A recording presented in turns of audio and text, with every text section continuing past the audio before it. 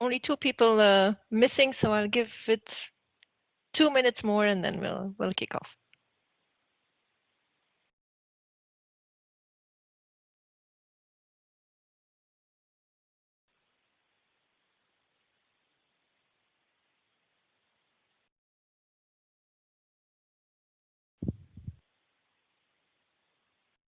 Hi, Alicia.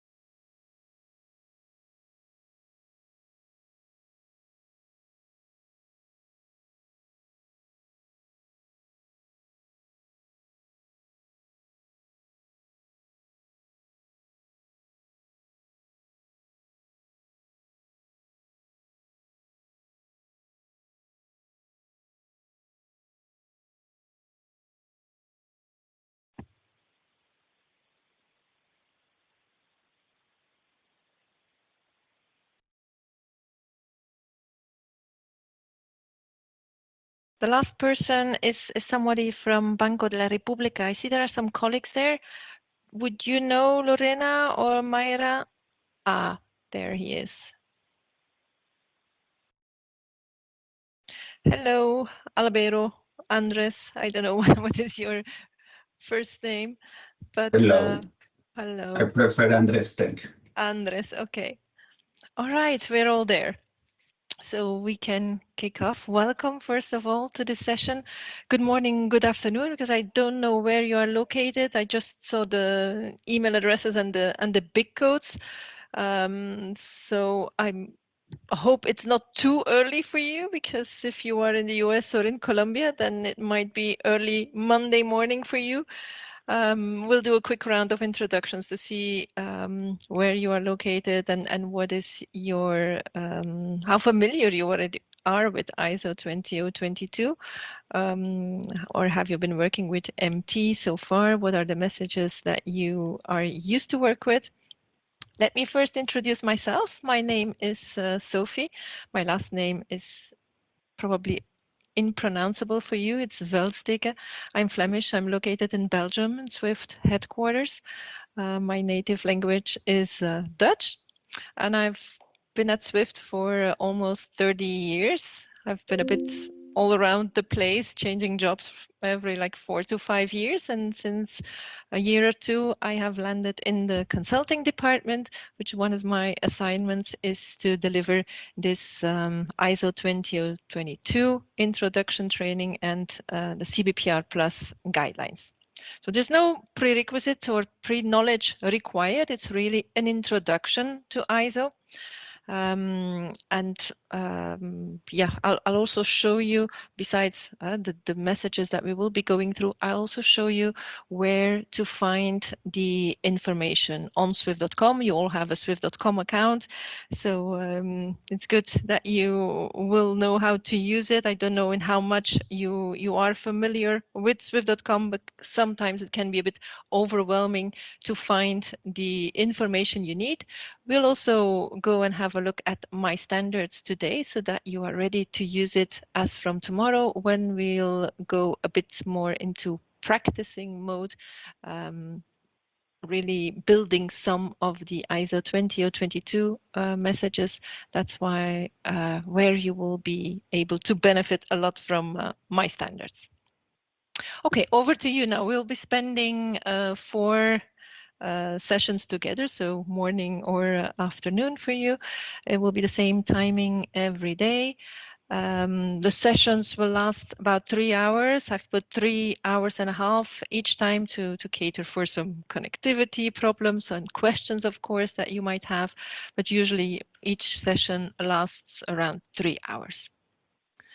Okay, so could you please quickly introduce yourself? Just yeah, what you are doing, in fact, how familiar you are with ISO 20022, and what are the MT messages you have been working with before.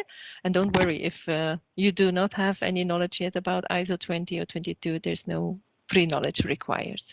So I'll start from the top of my list. Alicia is the first one that I have here. Could you please introduce yourself? Hi, yes, my name is Alicia Irvin. I work at Bankers Trust in the U.S. I am located in Des Moines, Iowa. I am a global payments officer, so I've had little experience. I'm now in this role for 2 years, and we send category 1, 2, and 9 messages. Yeah. And I am actually a part of the ISO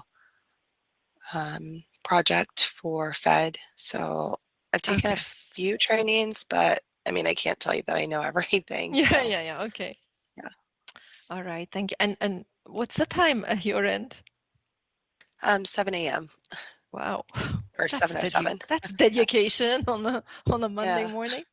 Well, I get to work from home, so that's okay. And okay. And it was even earlier because we have switched to winter time this weekend, in fact. So that's why you maybe thought it was starting at 8 o'clock. And since we turned the clock an hour back, it's an hour earlier. Gotcha. Okay. The next one on my list is Alison. Yep. Hello. I work at FIS. We are a service bureau, so we support the Swift messaging for a bunch of clients. We're currently working on the conversion of the MT 103, 900, 910, and 196 over to the PACS 008 and the PACS 002 and the CAMT 054. So yeah. I do struggle with Swift.com. I'm very excited for this training. Okay. I'm on the East Coast in the US. Okay, thank you. And then Andres.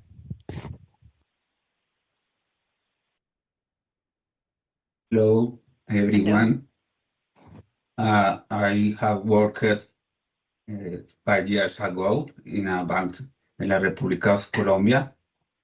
My chair is a specialist, and I hope I can learn this issue because it's very important in the bank in this moment. Thank you. All right, thank you. Then we have Darren. Yes, good morning, good afternoon, guys. It's Darren Alvey from RBC Brewing Dolphin. I'm based in the UK, so it is a good time for me. It's midday. Yes, okay. So apologies for those who are further west than me. So I'm a solution analyst, which essentially is a bit like a business analyst, but maybe a bit more technical. I've been looking at 15022 for quite a while now. We use essentially the 1s, the 2s, the 5s, and the 9 messages for processing in the organization. But of course, we're only looking at 1, 2, and 9 under 20022. I have some knowledge around the messaging, but of course, this community training I think will be quite useful to someone like myself, and hopefully for everyone else. Thank you, Fredrik. I'm Fredrik, working at SEB in Stockholm, Sweden, and I've been in payments for around 20 years, started off in payment operations. So I think MT feels quite familiar, and then we're already on some flows at ISO 20022, but I wanted to get some more in depth. So hope to get that at this course. Okay, thank you. And then there's 2 of your colleagues, Göran. Yeah, hey, Göran Nilsson, also SEB Bank in Stockholm, Sweden. I've been in the payments business for quite some time, but never have had to really learn the depth of the messaging. So it will be interesting since there's a lot of things, as you know, going on in the market. It's mainly the 1 to 9s, and I have also some small experience in the 3 series since I work with CLS as well. Okay. Thank you. Then Gregory. Hi. So Greg Bryan, I also work in SEB. I work together with Frederick and with Göran. Frederick and I are on the sales side towards global banks, but we do a lot of work involved with the payment side as well. And like my two colleagues, I have experience from 100s and 200 series, but I think this will be really good to learn a little bit deeper and more. All right, thank you. Lance.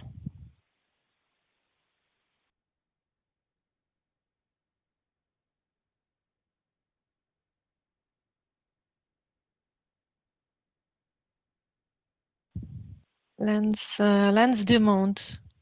Is he gone? I saw him coming in. Okay. I don't see him anymore.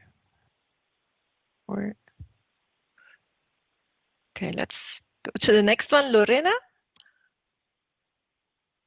Good morning, everyone. My name is Lorena Gutierrez from Banco de la República, Central Bank of Colombia. I work in the operations teams, back office, and I'm familiar with the MT message because we use the category 1, 2, 5, 9, and I am part of the ISO 2022, and I am really happy to be part for this course because I want to know more about this message and share with my other coworkers. I work with Andres and Mayra. Okay. All right, thank you, Lorena. Mario. Yeah, hi, good morning, everyone. This is Mario from Uniteller. So yeah, I work at Uniteller. This is a financial company based in the US. However, I'm based in Mexico, northern part of Mexico. Yeah, and actually, this is our first time onboarding Swift, right? And we're not that familiar with either the MT or the ISO, but since we're already, you know, getting this first approach, we're going to go straight into the ISO standard. So that's why we're, yeah. Oh, yeah. Okay, I understand. Yeah. Nice to meet you all. All right. Thank you. Then Mayra. Hello, everyone. My name is Maria. I work at the Bank of the Republic of Colombia in the international payments since 2023. I am professional and I focus on the topics of payments to international organizations, the FME, for example. And in this course, I want to deepen my knowledge. Thank you. Yes, thank you. And then Roseanne. Hello, my name is Roseanne, and I work at Bank of America, and I'm located in California, in the U.S. So it is 5 a.m. for me. But I've been in payments for over 20 years, and we already partially deployed ISO, and we deployed chips last year, and now we're working on Fed. But I want to deepen my knowledge of CBPRplus. Thank you, and thank you for joining so early. I don't know if there was no other sessions that were scheduled in the near future, because normally they tend to schedule the sessions taking into account different time zones, so different sessions per time zone.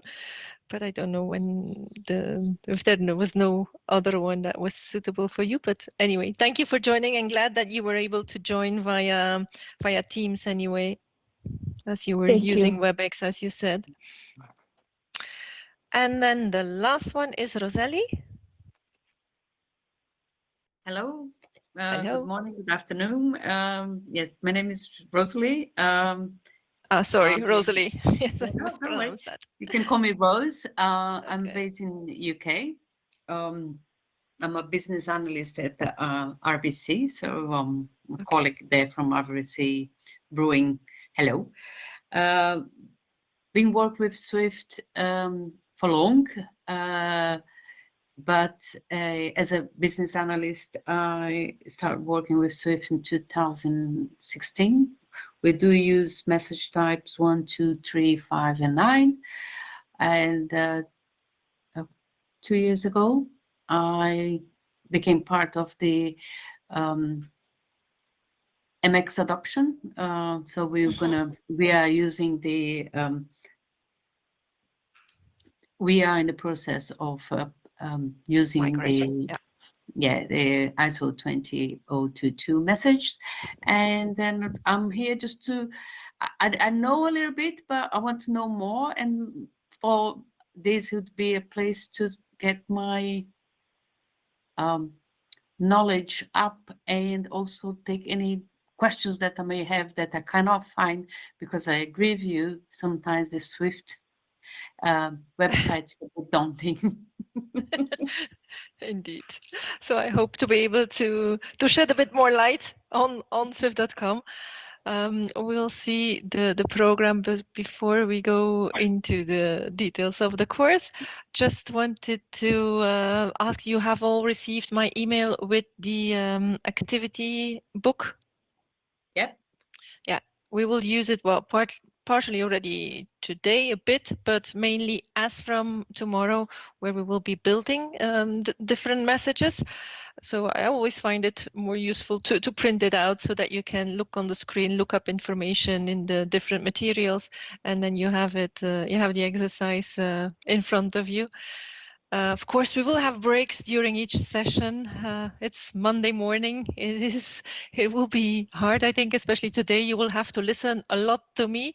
Please interrupt me as we go. We are a small group, and the chats, if you put something in the chat, you can always use the chat, but it's not guaranteed that I will see it immediately, as I have two screens here, and the chat, I might only see it when we take a break. So don't hesitate to unmute yourself. Please mute yourself when you're not talking, but unmute and ask your question as we go.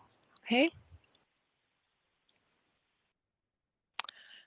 We did the tour de table. So what is the objective of today? Well, it's to introduce you to the ISO 20022 standard and explore the main CBPRplus messages. That is the PAX 2, the PAX 4, PAX 8, PAX 9, CAM 52, 53, and 54. So these are the messages that we will be exploring. ISO is very consistent, so we will see the PAX 008 more in detail, and you will see once you get the hang of it and you know how to read the information in my standards for one message, the next messages will become a lot more easier. We'll not say if you know one, you know them all, but still it's the same information that comes back in quite some messages. So we'll pay more attention to the PAX 008. That will be the biggest chunk of the time tomorrow, and then the other messages will go a lot quicker. So let's get started. This is the agenda. Sorry. I'm sorry. Sorry, yes? You can see that you're not going to touch the CAM 57? No. Is that a particular reason? Yeah, this course is about the main CBPRplus messages, as we are bound to time. There is an advanced course also, and the CAM 57 would be handled in this advanced course. But I can show you in my standards. As I said, once you know how to look for one message, you can go to the next one, and you will understand how to read it. So I can point you to where to find it, and if there's time, we can go through it also. That's not an issue. Thank you. This is the agenda, not for today, but for the whole week, in fact. So we start with setting the theme, an introduction to what is ISO, because it's like really learning a new language, right? The terminology is different, the flows remain more or less the same. It's the language that changes. So we'll have a small activity on the terminology. And then point number 3 is that Swift.com and my standards demo there, I want really to take the time to go through that. So my goal is to have the first 3 points covered today. Then tomorrow we'll do the business application header. So that's already going into the messages. First, the business application header that is applicable to all the messages. And then tomorrow we'll do the PAX 008, so the equivalent of the MT103. And then on Wednesday, we'll continue with the PAX 2, the PAX 9. Then on Friday, probably on Thursday, sorry, we're Monday today. So on Thursday, we'll have the PAX 4 and the camped messages. And then we'll end. The last one is like adoption support, but yeah, that's a small chapter because most of the topics that we will cover in chapter 7, I already mentioned them as we go through the first chapters also. So it's kind of repetition, chapter 7. All right, any questions about the agenda? No. Well, as I say, is there any question? Just unmute yourselves and ask your question. So setting the scene, what is ISO 20022? Well, I'm sure if I would ask the question, if we were in a classroom, what is ISO 20022? I guess most of you would say ISO 20022 is a standard. So why do we need standards? It's kind of a harmonization. It's something that is designed to be used as a rule or as a guideline. There's a consensus for a repeatable way of doing something in the same way. I also take advantage of this slide to remind you of the difference between Swift and ISO, because sometimes I notice there's a bit of confusion between the two companies, that people think Swift and ISO are the same thing. No, it's 2 different companies. So I'm part of Swift, and Swift has developed the MT standard. Roseanne, I'll let her back in. The MT standard was developed by Swift 50 years ago. So it has not evolved that much in those 50 years, while the financial industry has evolved a lot. So that's why the community agreed that it was time to move to a new standard for cross-border traffic. So for the categories 1, 2, and 9. It's not Swift that has decided it as a policeman or something. No, it's the whole financial community that decided that we needed something more flexible, something richer to cater for evolving customer needs. And then on the other hand, we have the ISO organization. ISO has developed ISO 20022 already back in 2004. I think it's not something new, but it's only in 2018 that the financial community decided to move from MT to ISO for cross-border traffic. Swift, of course, supports this migration, and Swift has developed standards MX to transport these ISO 20022 messages over its network. So FIN is carried over the messaging service FIN. So MT and FIN go together, while for the ISO 20022 messages, we have developed, or Swift has developed, a new messaging service, as it also had to be richer than FIN. FIN only supports up to 10,000 characters per message, while FIN Plus, the new service, is called FIN Plus. It's part of the Interact family. There, a message can contain up to 100,000 characters, which was needed to carry that rich data that ISO has. So that was just to explain a bit of the difference between Swift and ISO.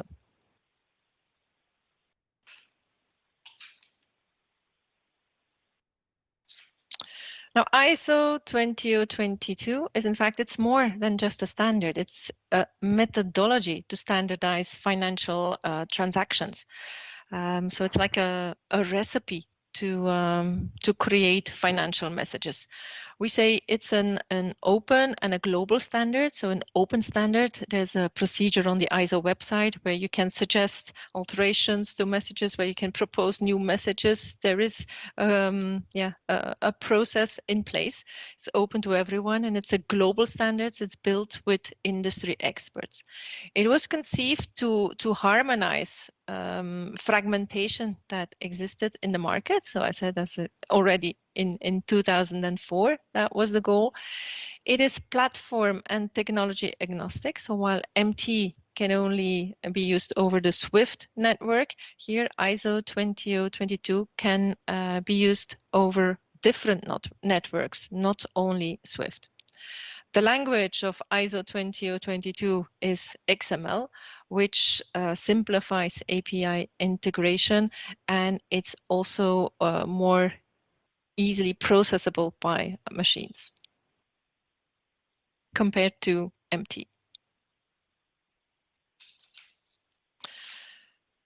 So setting the scene, there's a global shift to ISO 20022 ongoing, not only because we have the mandate of CBPRplus to migrate all category 1, 2, and 9 traffic to ISO 20022 by the November 2025 deadline, but also because quite some domestic systems have already adopted ISO 20022 and have migrated their legacy systems to ISO 20022.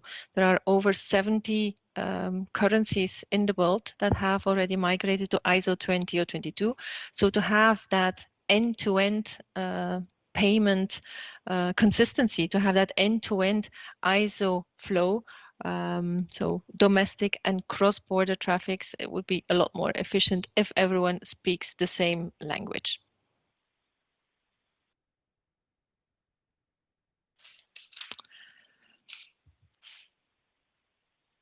So indeed, the idea is that everyone speaks the same language to have more STP, to have a better payment experience. That does not mean that specifications throughout the whole payment chain will be identical. We will still have different market practices. Like here we have our debtor starting a payment, sending a payment instruction to the debtor agent, so to its servicing institution. That will be governed by the CGI market practice. That's between corporate and banks. Then the next leg of the transaction can be a domestic leg. We have a market infrastructure in the middle here, and that is the market practice there. It's HVPS Plus or IAP. It's only the cross-border payments where the market practice is CBPRplus. So you have those different market practices. We have CGIMP, we have HVPS Plus for high-value payments, and then we have CBPRplus. The important thing is not that all these specifications of these three market practices are the same. The important thing is that end-to-end elements are kept interoperable, like the UETR, the debtor, the creditor, the debtor agent, the creditor agent, the end-to-end IDs, instructed amounts, etc. While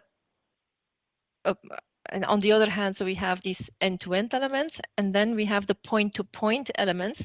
Those can be different between the different market practices. They don't need to be fully aligned, as those point-to-point elements, as we call them, are only relevant between agents and do not necessarily have to be carried throughout the whole payment chain.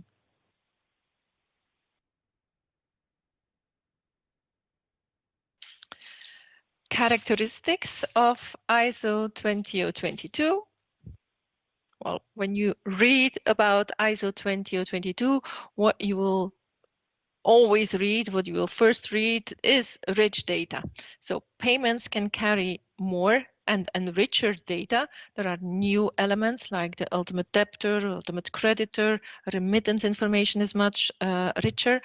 And so this is really, a true fact, because in the days that MT was created 50 years ago, the storage cost was still a major consideration.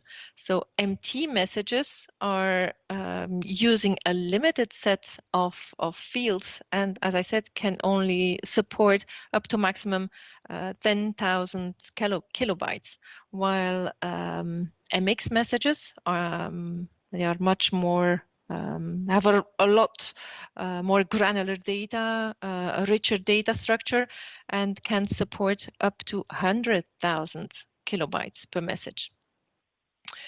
The consequence of MT being limited in fields is that these MT messages have been customized. We saw that in the market, they are customized, and that leads to variability. And in many cases, the data is mapped into free format fields and then has to be parsed by the receiver. For instance, in the field 72, where you have the sender to receiver information. You'll see that in ISO 20022, we have lots more dedicated fields to avoid that users are using those free format fields. So we will see a lot more elements. We don't call them fields anymore in ISO. So a field NMT is an element in ISO 20022. And you'll see that an MX message is a lot longer than an MT message. So richer data as the first advantage, end-to-end payments. So we really want to have the same language starting from the payment initiation, so from the pain 001 until the confirmation of settlement, so to the PAX 008, and then the reporting message account 53, all ISO without losing any data. The information is more structured. You'll see that, for instance, in the party identification elements, when you have to, when you see the addresses, for instance, address in ISO 20022 is a lot more structured than in MT. We'll see examples of that later on. And that also leads to the right the first time principle. There are a lot fewer false positive, for instance, in screening engines. You achieve a higher first time right ratio, better end-to-end automation. We'll also see examples of that. From a compliance point of view, you see that you have more elements also to capture the information that is needed by governments, because governments always need more data around payment. Efficient screening is also a compliance benefit. As I said, we'll see examples later on. The richer customer experience, richer data, better reconciliation, richer remittance information, end-to-end elements that are carried unchanged up until the beneficiary.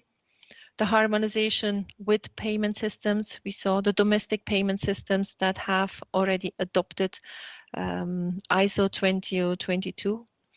And then efficiency throughout the whole chain of the rich, structured, and mandatory data will improve screening, reconciliation, and processing overall.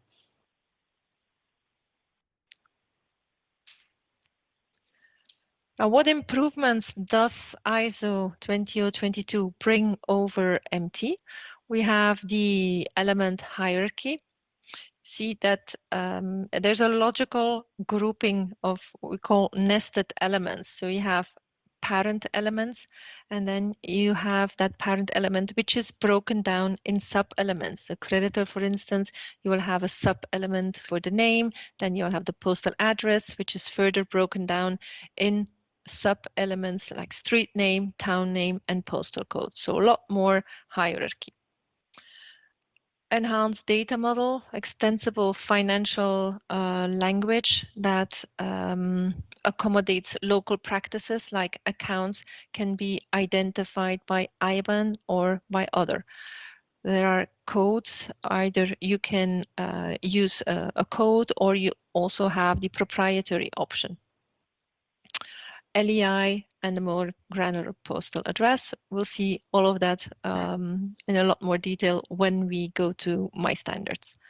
Then you have dedicated elements to capture end-to-end identification, which needs to be carried throughout the whole chain, whereas before we saw that information in field 70, for instance. Then settlement account is now a dedicated element. Service level code, proprietary, you can use it up to 3 times. Charge information includes sub-elements to capture the agent that takes the charges, and the amount of charges that are taken. Can also, or you must also repeat the information in certain circumstances so that the creditor agent can explain to the creditor the amount that he's receiving, where have the charges been taken. Mandatory debtor agent and creditor agent. And then there are new elements also, like the initiating party, the ultimate debtor, ultimate creditor, structured remittance information that now allows to capture up to 9,000 characters. So a lot more possibilities now. How is ISO different from MT? So I guess you, or most of you, will recognize what you have here on the screen now.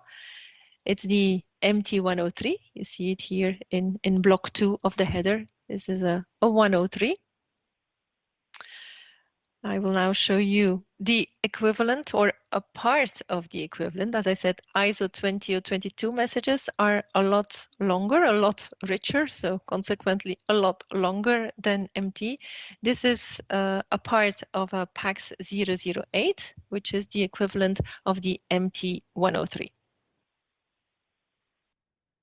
Now, if we put one next to the other, can you spot, says, can you spot the differences? But maybe it's easier to spot the similarities, because some information on the left, you will find it back on the right. I'll give you a few moments to look at it, and if you find something, you can speak up.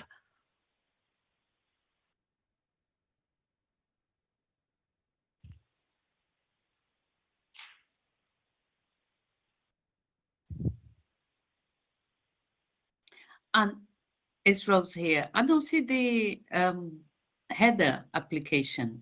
No, the business application header here is not captured, but you're right. We need to have a header. We'll see that later on. CBPRplus mandates the use of a business application header indeed for all of its messages. Here we are not talking about CBPRplus yet. This is just here an ISO 20022 base message. So the way it has been developed by ISO. We'll then later on we'll speak about the specific CBPRplus guidelines. By the way, do you know what CBPRplus stands for? Because I'm using the abbreviation all the time. Yes, I do. Do all of you know it? Yes, you can say it. Cross-border. Yes. Payments. Payments, yes. And the R? So payment stands for your category 1 and 2, and then the R stands for category 9. Reporting. Oh, okay. So cross-border payments and reporting, and the plus means that the idea is to migrate all MTs to MX. So we start now with the cross-border 1, 2, and 9, but the idea is that in the end, all other categories will also migrate to ISO in the end. So for the migration for the categories 1, 2, and 9, there the deadline is November 2025. I have a slide with the roadmap in a few slides from now, so we'll repeat that information. But yeah, CBPRplus stands for the group, the working group, the market practice. So it's a group that consists of your peers, in fact, banking institutions from all over the world that that think, that agree, come up with rules on how to use ISO 20022 in the cross-border payment space. And CBPRplus also refers to what we call the usage guidelines that are published on my standards. So the specifications starting from the base message, but CBPRplus has taken the base message as it was developed by ISO, but has restricted that base message. We'll see later on how CBPRplus, what's the difference between the CBPRplus usage guidelines and the base message, in fact. But so yes, Rose, you're correct. The business application header here, that's here one of the differences. Here you have the header NMT, but in the base message, you don't see the header. Because a header in an ISO 20022, in the ISO 20022 world, is a separate message. It has also a message name, is the head.001, like you have the pax.008. It's a separate message that can form part of a base message. So for a base message, it's not mandatory to have a business application header. Whereas in the CBPRplus specifications, CBPRplus has said for all CBPRplus messages, it is mandatory to have a business application header. But it's in fact like a separate message. But again, more on that later on in the slides. Do you see other differences or similarities? Yeah, Göran, here I see this settlement method in the example. Yes, indeed. You see the settlement I don't method see in that. equivalent in the MT for that one. So no, in MT it's implicit. Now in an ISO 20022 message, you will have to specify it in a serial payment. Each payment leg includes explicitly the settlement method. And we'll see the different possibilities that we have to populate that element. Indeed. What about the reference? If you look at the reference here in your MT, the field 20, where do you see it on the right? Twice on the under the indeed message ID, you see it twice. You have it structure. in the group header here, you see it in the message ID, and you see it again here in the instruction ID. And then you have lots. You have other IDs here too. Under payment identification, you have these different IDs that we will go through when we explore the PAX 008. And that number of transactions we don't have on MT, isn't it? Indeed, you don't have that either. The number of transactions here is 1. What else? Well, of course, you don't see the tag numbers because in MT you have the fields. They are identified with a number, while in an ISO 20022 message, you have those data tags, which should it make easier. It's a bit of a habit to read them, but once you get used to it, it's easier than having to remember the different numbers for the fields. Here you have your group header, you see the tags, and then the sub elements. You have your message ID, credit date and time, number of transactions, settlement information. So it's easier to read. What else do we have here in your header? You have ABNA NL2A, so the big. Here it's an output message, so ABNA NL2A is the receiver, and the sender is UBS, WCHZH. You will find those bigs here also under instructing agent. So the sender is the instructing agent. You have your big. And then the receiver, ABNA, is the instructed agent. Okay, but we'll see that also more in detail later on. We talked about the references. So we have our field 20 here. That's here in the ISO 20022 in the PAX 008.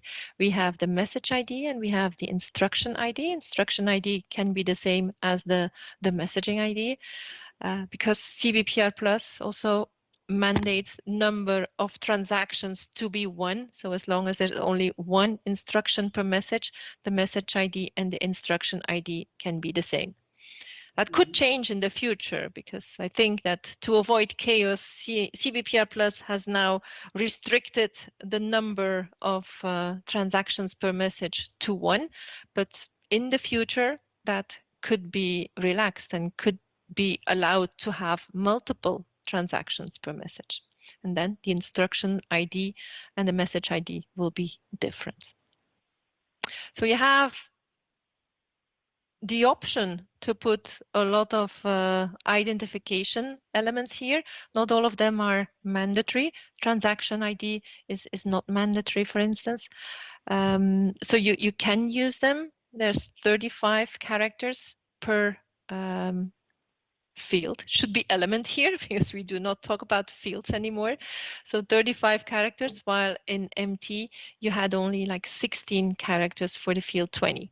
Here now you have 4 times 35 characters are allowed. So richer data, again, proof. Then the structure, to show you that the structure, that there's a lot more structure in an ISO 20022 message. When we look at here the beneficiary, the field 59, you have the account number and you have the address. It's like one bulk here. You have the name, you have the street, you have the town name. When you look at ISO, you have the creditor element, and then the sub element, you have the name, you have the postal address, which is broken down into street, building number, postal code, town name, country, subdivision, country. And here we see that we have Cuba in the name. So what would have happened if you would have sent an MT like this in your sanction screening tool? This would have been stopped, right? It would have been stopped because of the name Cuba, because the tool would not know if it's part of the name, if it's the town. Whereas here on the right-hand side, in the ISO message, the tool, the sanctions engine will not stop it because it will see it's just part of the name, while the country is US.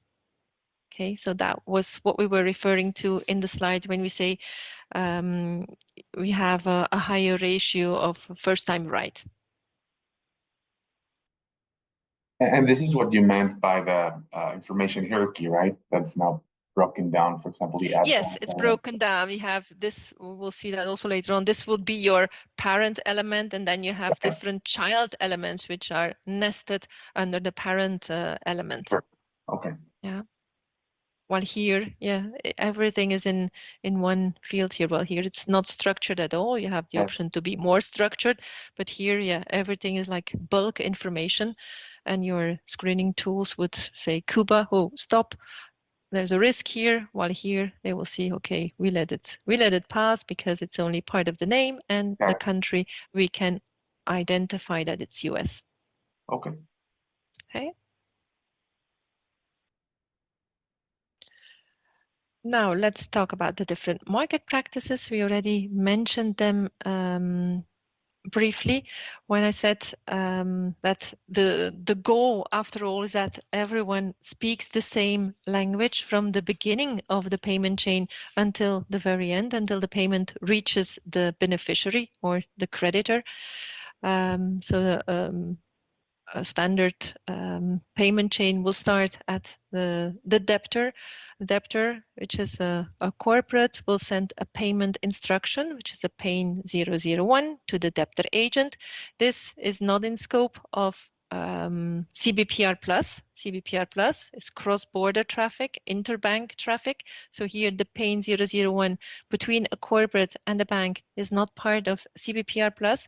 It's ruled by CGI, which is a market practice, the common global implementation that defines how to use ISO 20022 between corporates and banks.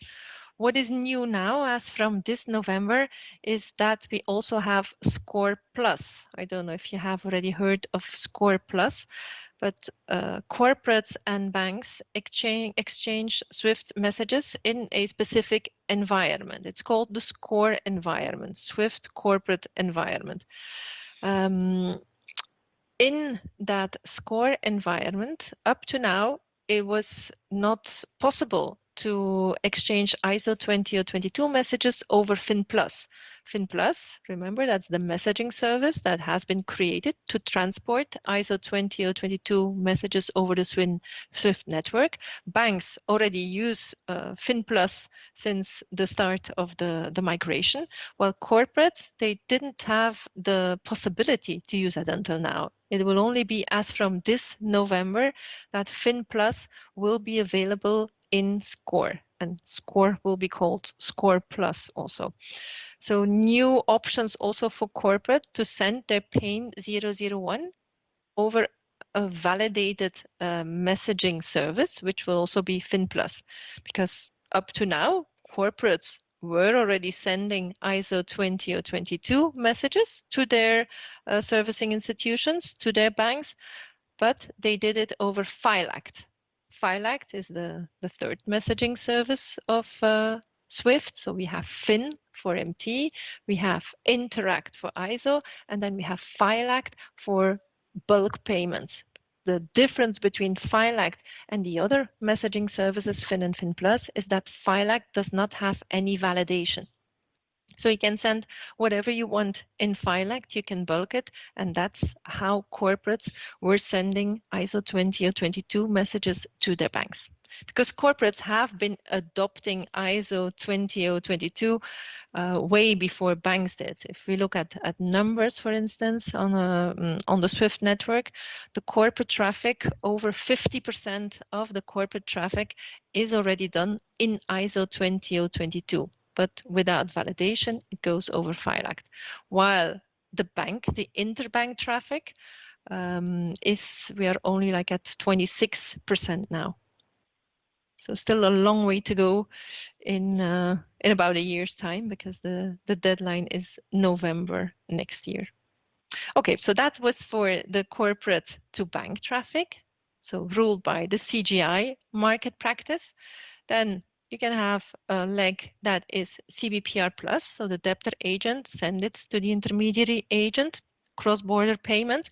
So this is subject to CBPRplus, cross-border payments and reporting. Then you can have another leg in the payment, which is a domestic leg. If these two intermediaries are in the same country, then you will have a market infrastructure. Clearing will be done by the market infrastructure, and this will be another market practice, HVPS plus, high value payments, for instance. Then you can have another leg, another cross-border payment leg ruled by CBPRplus. And then you have your CAMT 53 message, which will be sent from the creditor agent to the creditor, which is again a corporate. This will happen again under CGI in Score. So we have these different market practices that coexist and that will continue to coexist, and that's not an issue. The important thing is that the end-to-end elements are carried throughout the chain, so end-to-end, without any loss of data integrity, without any alterations, while the point-to-point elements can be different from one market practice to another, as those only have value between two agents and not necessarily have to be carried throughout the whole chain.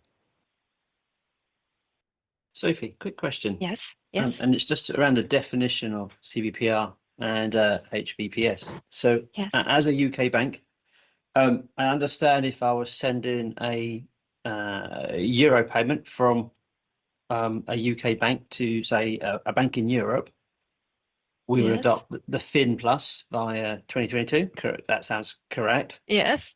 If we wanted to do a sterling payment from one of our payment banks to a client bank also in the UK, then it would be, yeah.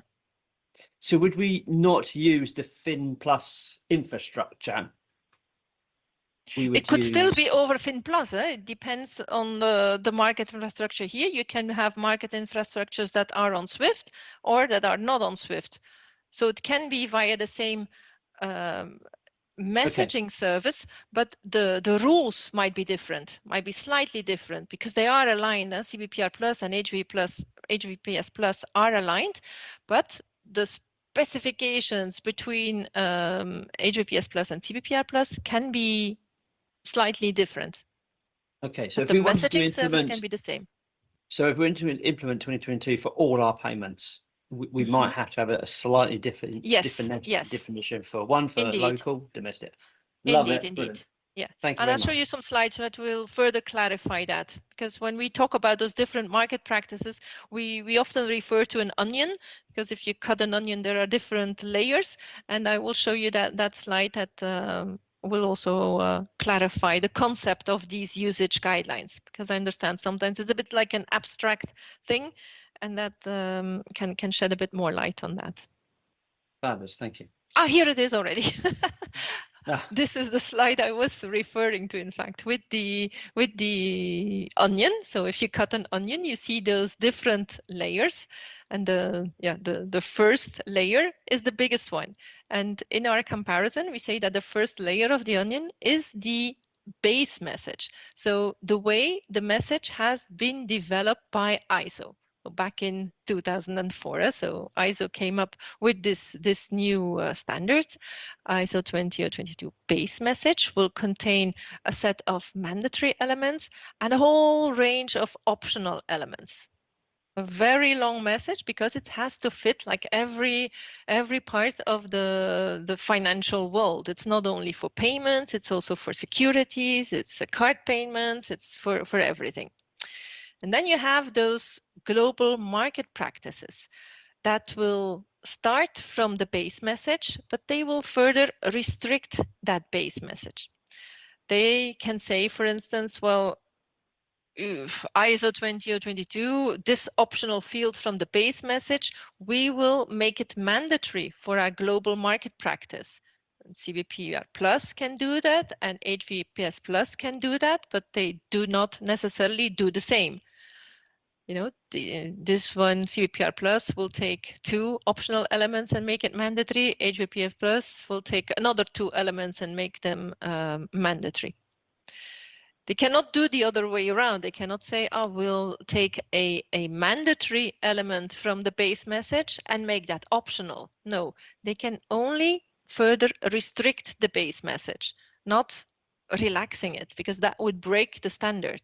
So the definition of a usage guideline or a specification, that's in fact a synonym when we refer to usage guidelines or specifications, those are subsets of a base message, but always compliant with the original base message. So it always goes stricter.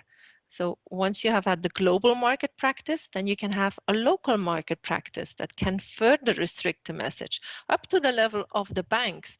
Banks that onboard corporates, for instance, they can say, well, we have the CGI market practice that says, I don't know, for a certain element, you have the choice between 10 different codes. Well, we as a bank, when you send us a PAIN 001, an instruction, we will only support 5 out of these 10 codes. So that will be a different specification.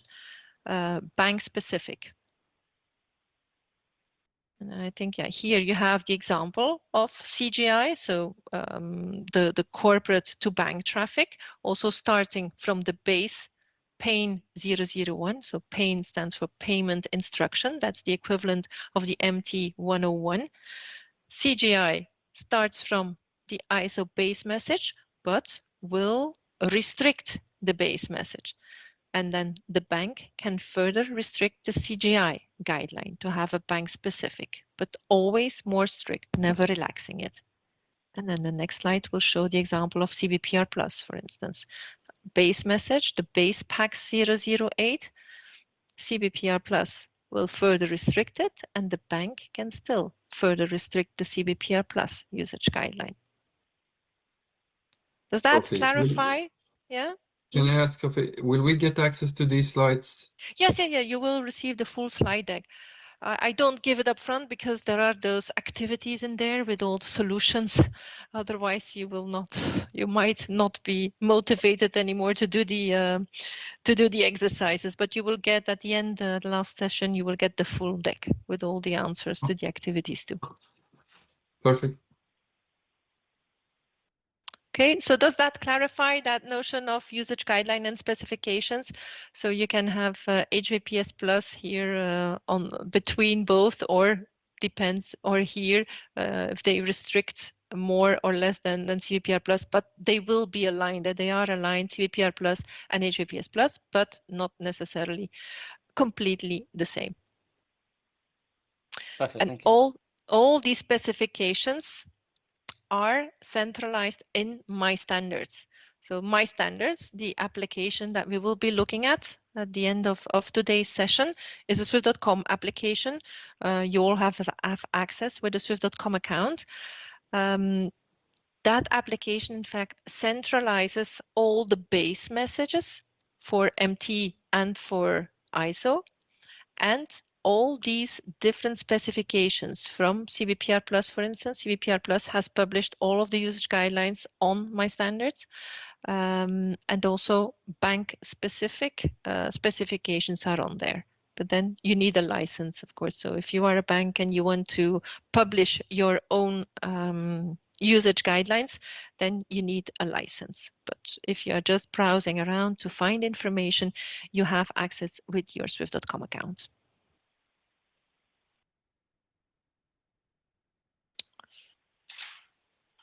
Now, CBPRplus, so you see in the definition here, it's a group of your peer banks that are advising Swift on how to use ISO 20022 in correspondent banking. But it's also the name of the usage guidelines that you will find in My Standards, CBPRplus. So both the working group and the usage guidelines. So their objective was to create global ISO 20022 market practice, to create the usage guidelines and translation rules, so the mapping between MT and ISO 20022. So we're talking about the categories 1, 2, and 9, and we have this new messaging service, the FinPlus service, which is in fact an Interact store and forward service. So Swift's already existing Interact service has a new baby, let's say, the FinPlus. It's part of the Interact family, in fact. Store and forward, it's like Fin. That means that you don't have, both sender and receiver do not have to be connected at the same time to receive the message. It's like an email. If I send you an email, you don't have to be in front of your PC to receive it. You can read it later on. The same principle for the Fin and the FinPlus messaging service. It's a store and forward messaging service. So there's storage. The receiver can pick up the message at his convenience. There are some restrictions. So it's category 1, 2, and 9 that has to migrate to ISO 20022, with the exceptions of SCORE, so the Swift corporate environment for the corporate to bank and the bank to corporate traffic. There is no deadline yet for the MT. So corporates will still be able to send MT 101s after the November 2025 deadline. There is no deadline that has been announced so far. Now, we are kind of hoping that the banks will put some pressure on the corporates also to use the FinPlus service to send their PAIN 001 messages over FinPlus, so that we have this end-to-end ISO 20022 chain. Will be easier for the banks also, instead of receiving the messages via file act and then to have to map that information in the PAC 008. So exception score, also an exception for the closed user groups. Closed user groups on Swift are like networks within the network's protected environment. So there is no deadline announced either for the MT categories 1, 2, and 9.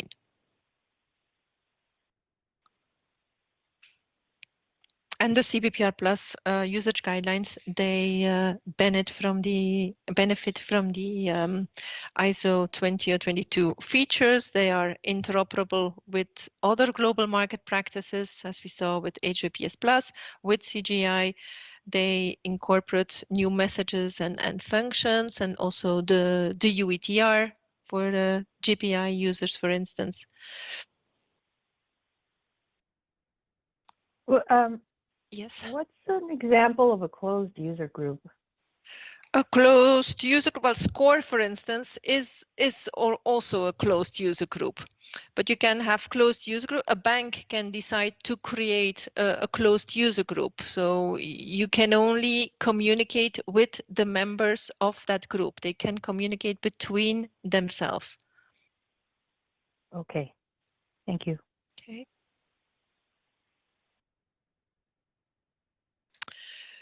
This slide is to show you the validation of the messages. When we say that the messages are validated on the network, what do we actually mean? Well, there is a validation on the XML syntax. I want to see that all the elements are well formed, that there is the opening tag, there is a closing tag. There is a schema validation. The schema is like a rule book that will detail all the rules that need to be followed. So is it an optional element, a mandatory element? Can you repeat the element? Can you have it only once? What is the data type? How many characters can you fill in this element, etc. There's a semantical validation. There are some algorithms in place that will check the currencies, the ISO currency codes, the country codes, the BICs, the cross-element rules, as we call them now. These are the conditional rules of the MT. Those will be validated. And you have also a certain CBPRplus. There's some elements of some rules of the CBPRplus usage guidelines that will also be validated on the network. So if you send a message to your counterpart and some of these checks are not okay, your message will be nacked. You will get a nack. So it's a negative acknowledgement. It's the Swift network that is checking those rules. And if not everything is okay, you will get a nack. You will have to correct and resend the message. In the case that all these checks are okay, you get an ACK. It's an acknowledgement. An ACK does not mean that the message is already delivered. No, it's just Swift saying, well, we have done the checks and the checks are okay. We will now attempt to deliver your message. That's all. Okay, can I ask, on the previous slide, it said that the message would be maintained on a yearly basis. Is yes. that the version? So is that like Swift releases today, or how will you have it's like handling? Swift releases, but the versioning, we will also see that in my standards. It's still different. On MT, you have one version. There's the November standards release, which is coming up. And we know every user has to be on the latest version. In ISO, it's different. You have several versions that are coexisting.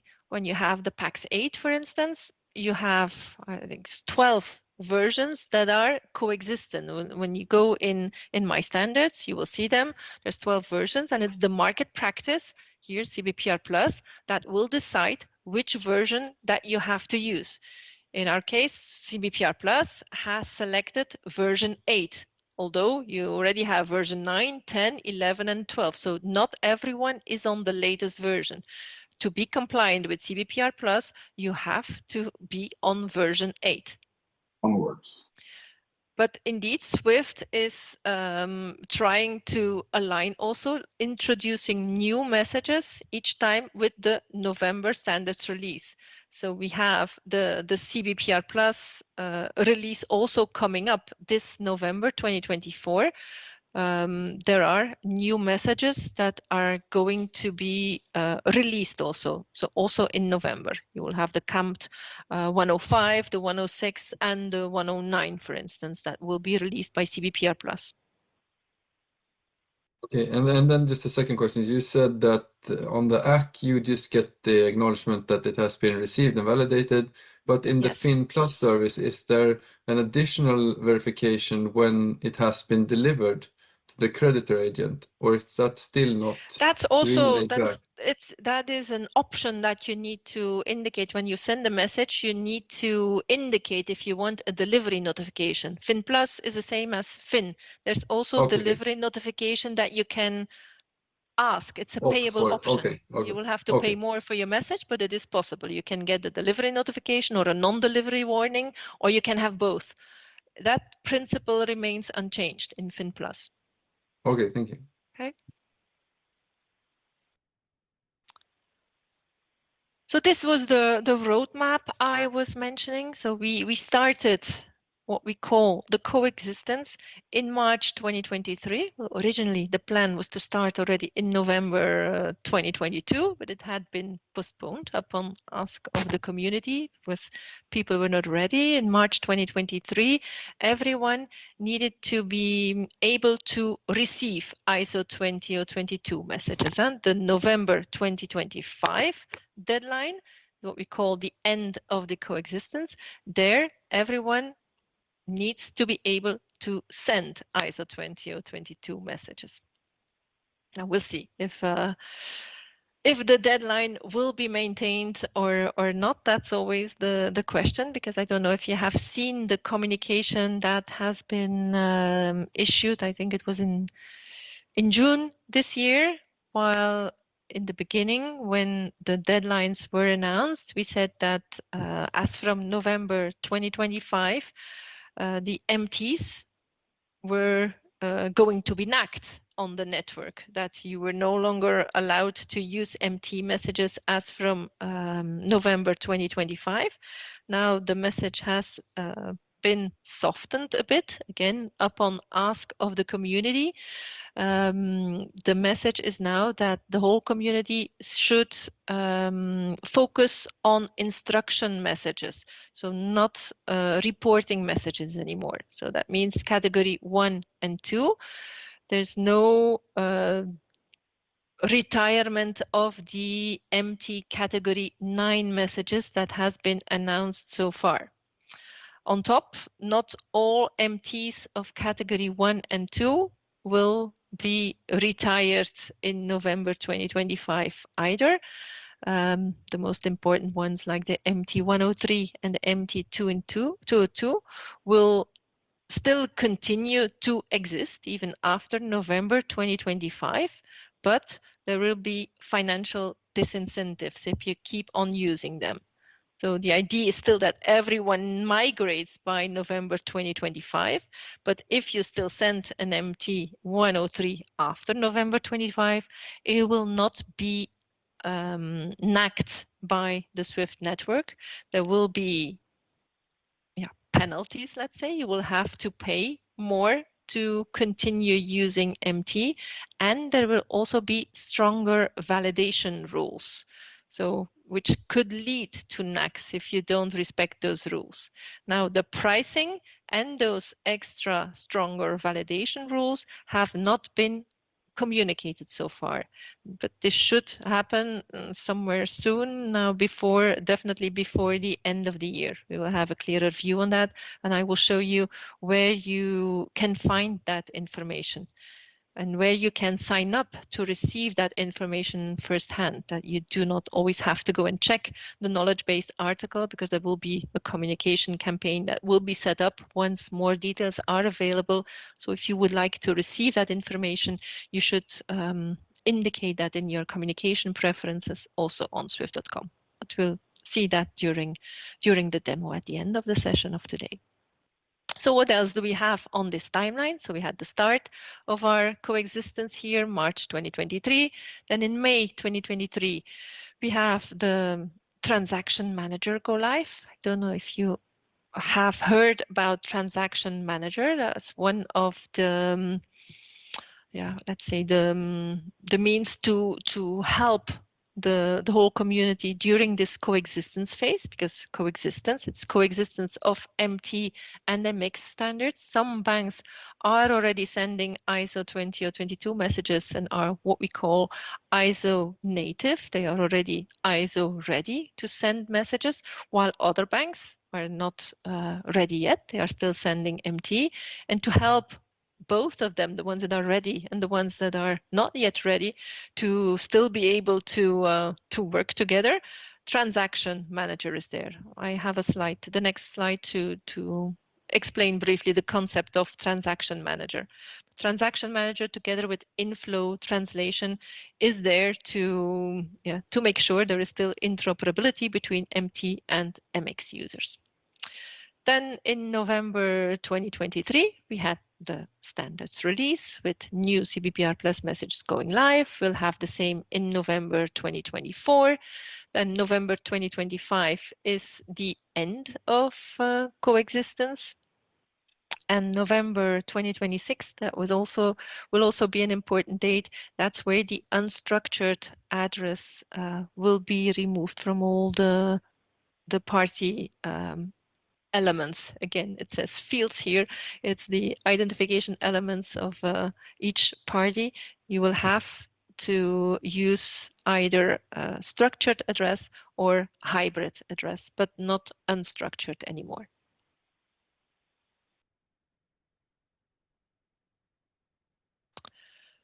Just to show you quickly what Transaction Manager is all about. Well, Transaction Manager is quite a new revolutionary concept, in fact, in Swift's history. It's further building on the UETR. The UETR is that unique end-to-end transaction reference that was introduced with GPI, Global Payments Initiative, to be able to track the messages. So before GPI was launched, was back in 2017, I think, Swift was looking at messages, at individual messages, although we knew that in a payment you have different transactions that belong together, but we were not looking at that. We were really looking at every message individually until GPI, because there was the need to track payments, like you are tracking a DHL parcel with a number. Here, thanks to this UETR, you can track a payment via the tracker, introducing that payment reference, and you know where your payment is. Transaction Manager further builds on that UETR identification, but it does more. So these dotted lines, this is again the corporate to bank environment, where until now Transaction Manager was not applicable yet. This was not in scope. This leg between corporate and bank was not in scope of Transaction Manager. That is also about to change with the introduction of FinPlus in ScorePlus, so in the Swift corporate environment. As from November, Transaction Manager will also be extended to the ScorePlus environment. So what does Transaction Manager do? Let's take this interbank leg. If the debtor agent, so let's say this is Bank A and this is Bank B. If Bank A sends a message to Bank B, this message is not going anymore straight away from A to B. No, Transaction Manager will intercept that message and will create a transaction copy. And that transaction copy will be stored throughout the whole transaction. So this is your first message. A transaction copy is stored here. Transaction manager will release the message to agent B. And so we'll release the message. Plus there will also be inflow translation. That makes that this message will be delivered as a multi-format message to agent B. A multi-format message, that means it's an ISO 20022 messages, but it will have an embedded MT. So this multi-format message will be delivered to agent B. Agent B now can be not ready yet on ISO 20022. So it can take the embedded MT messages that was part of the multi-format message and send an MT to the next agent. Again, this MT will not go directly from B to C. This MT will again be intercepted by transaction manager. Transaction manager will apply validation rules and will apply data integrity rules to check if what is in that MT still in line with the original transaction copy. It will check if some fields in the MT are not changing information that was not allowed to be changed in the transaction copy. If it finds breaches of the integrity rules, transaction manager will restore the original information from the transaction copy. It will take the MT message and change the message and deliver again an ISO 20022 message to the next agent, again with inflow translation. But that means that this creditor agent will still receive the richer data as it has been sent by the first agent in the chain, although the intermediary agent here was not yet ISO ready and has sent an MT. So this is what I mean, that transaction manager is there to ensure the interoperability between MT and MX users. Any questions on that? Yes, but till when are we gonna have this embedded MT on the MX message? Yeah, that's also not yet decided. Originally, it was said this is until the end of coexistence, so November 2025. But that was still with the mindset that all the MTs would disappear from that date. Since that is now no longer the case, in the communication that they will release before the end of the year, there will have to be something about this inflow translation also, because the inflow translation will have to stay in place. My assumption is that that inflow translation will also become payable. Now it's free. You don't pay extra for this. But if you would still need it because you are not ready yet, I'm just assuming that that would also become one of the disincentives that they will put in place to speed up the migration if for those that are not ready yet beyond the original deadline. Okay. Okay. Yeah, these are I will also show you where you can find this information on swift.com. It's published monthly. Yeah, as I said, we are around 26, so 26.8% month of September for the instructions traffic, so category 1 and 2. So 26.8% has already shifted to ISO 20022. Well, still a long way to go. I don't know, would you like to have a small break maybe to get a coffee, especially for the ones that have started early before we continue? I think that's a good idea. Sure. Yeah, okay. Shall we, I don't know, shall we do 15 minutes? It's difficult to say a timing, but 40 past the hour. So for me, that's from now, right? 15 minutes from now, 16 minutes from now. Right. Okay. Okay. All right. Okay. Thank you. Thank you. Very bad. Bye-bye.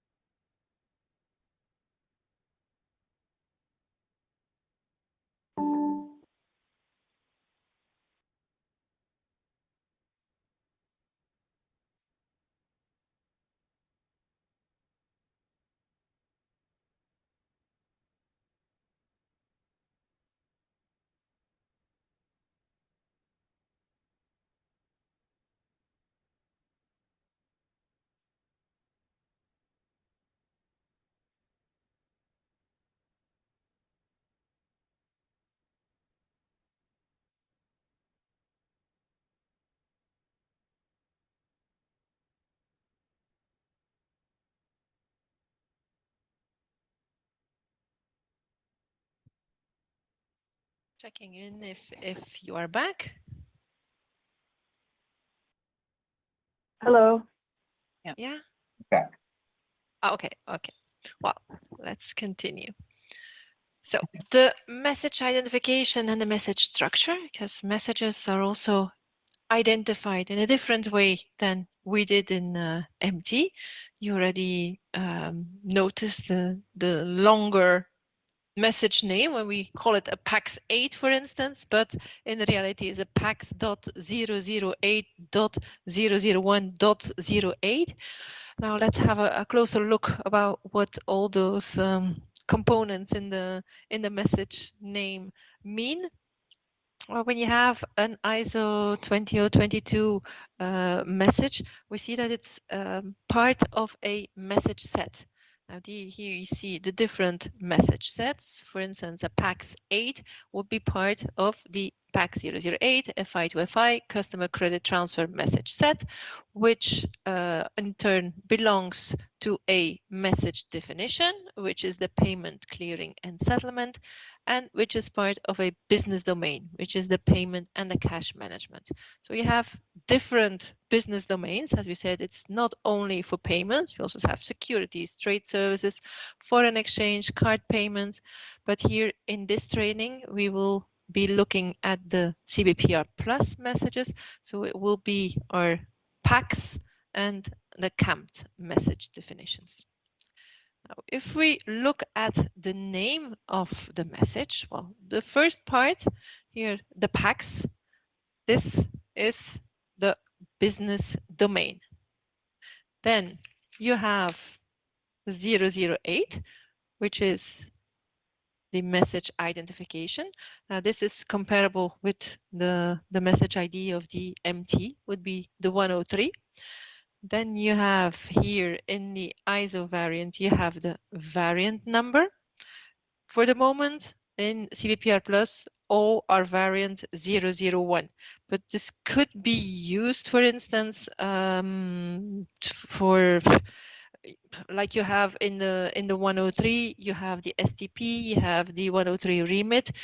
Could a market practice, for instance, could decide to create a variant 002 to have a version of the message which is more suitable for their market. However, it is more preferred to have a separate usage guideline because the maintenance, if you are using the variant later, the maintenance is the responsibility of the submitting organization, while if you have a new message, then it would be ISO responsibility. And then the last number is the version number. Here we already said that it's a bit different than for the MTs, because in MT everyone is on the latest version, while in ISO 20022 it's not necessarily the case. It's your market practice that will decide which version you have to be on. The comparison of the message structure between the MT on the left-hand side here and the ISO message on the right-hand side. Well, you have in MT, you have the different trailer blocks. You have block 1, block 2, block 3, and that is a close comparison with the application header, the business application header that you can have in an ISO message. I say you can have because it's a separate message. It's a head.001 and it's not necessarily part of an ISO base message. It can form part, but it's not mandatory. We'll see when we'll have a look at the CBPRplus specifications. CBPRplus mandates it in all of its messages. So your 3 header blocks can be compared with the application header, although it's not entirely the same. Here in your header block here, you have block 1, which is your information. It would be your big code here. In your block 2, you see if it's an input message or an output message. Here it's an input message. Then block 3 contains, it's like, we call it also the technical block. Here you have the UETR information, for instance. In an application header, you will not find the UETR information. So it's not a one-to-one mapping. It's just the structure where you can say the header is related to the business application header. Then in MT, you have block 4. It's the text block. And in ISO, you will have 2 different blocks here. You have the group header block and you have the credit transfer transaction information. In case of a PAX 8, this credit transfer transaction information will be called differently in a PAX 9 or in a PAX 2 or even in the count messages. But you still will have the group header, but this block will have different names. And then the trailer block on the MT side can be compared with the supplementary data on the ISO message. Now these 2 blocks here, the document as we call it and the supplementary data block, they form the ISO 20022 message, and together with the business application header, this is the business message. And the business message is part of the request payload. Then we are looking at the Swift FinPlus message structure. You have the request payload, and then you have other headers. These are more technical headers that are available on the Swift network for the FinPlus service, for instance. But we said ISO 20022 messages are network agnostic, so you could have other envelopes, other headers when you are using a different network than Swift, for instance.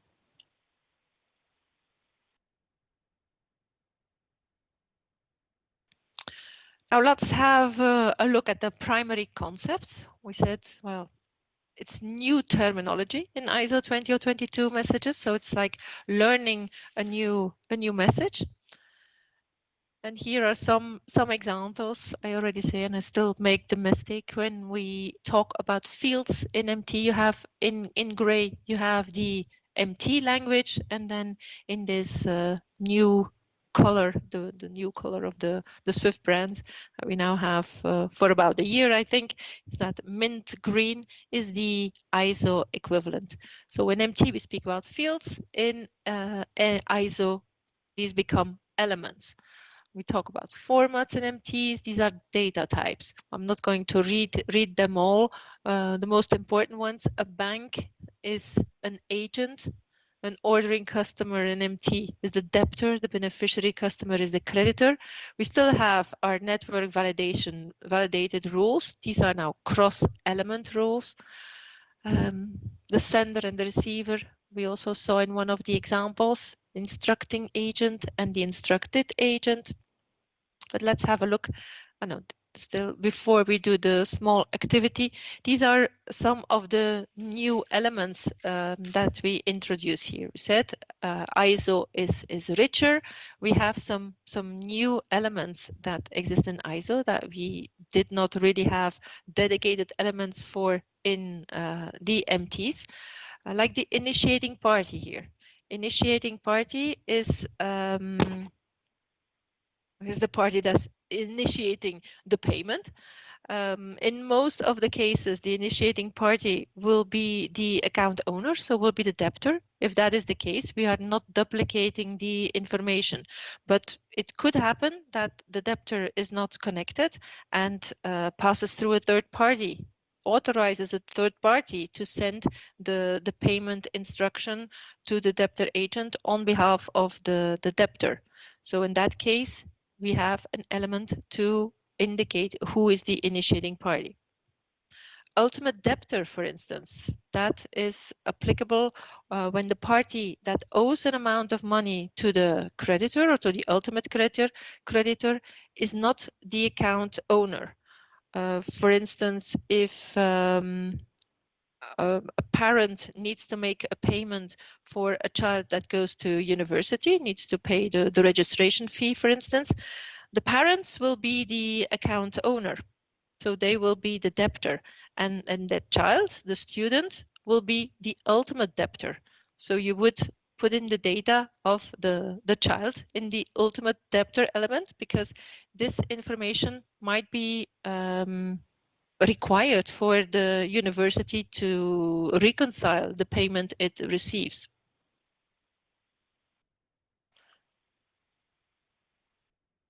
this ultimate debtor information was put in field 70, for instance, with the code ULTD in the MT. Same for the instructing agents. We now have dedicated elements for the instructing agents. Before in MT, you could put it in field 72 in the sender to receiver information with the INS code. Intermediary agents in MT, we only have one dedicated element for an intermediary agent. In ISO, there are three. You have intermediary agent 1, 2, and 3. Let's now do this small activity for you to translate the definitions that you have on the right with these ISO concepts. So the roles, the different roles that we have in a payment chain are here in green, and there are 2 pages, but I will not go to the second page, otherwise it will start populating the responses. So this is part of your activity book. If you have it in front of you, you can fetch this page, and I will give you 5 minutes, and then we'll go over it together if you find the corresponding ISO 2022 names. Okay. Okay.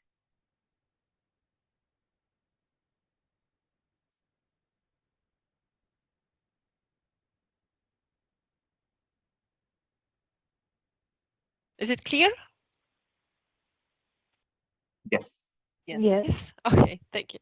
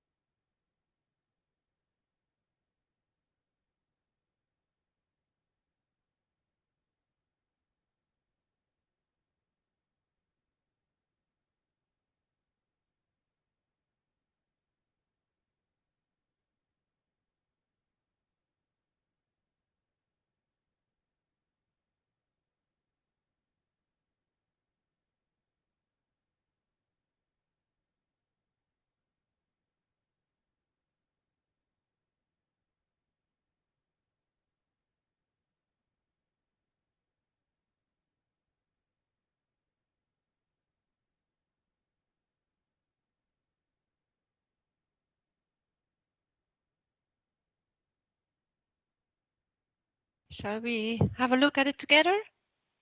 Or do you want more time?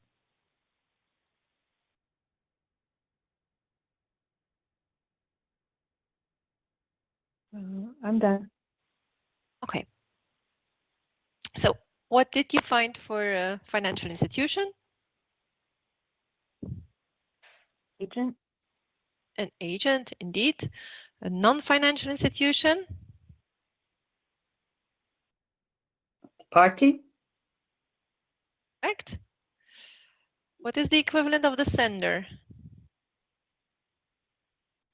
The sender is number 8, instructing agent. Instructing agent, indeed. And the receiver? Instructed agent. Instructed, indeed. They go together, the from and the to. The instructing agent sends to the instructed agent. Then the party that owes an amount of money to the creditor? Debtor. Party to which an amount of money is due? Creditor. Creditor. Yeah.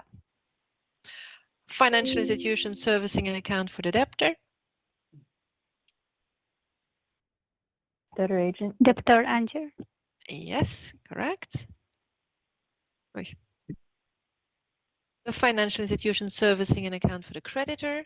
The creditor agent. Yes, correct.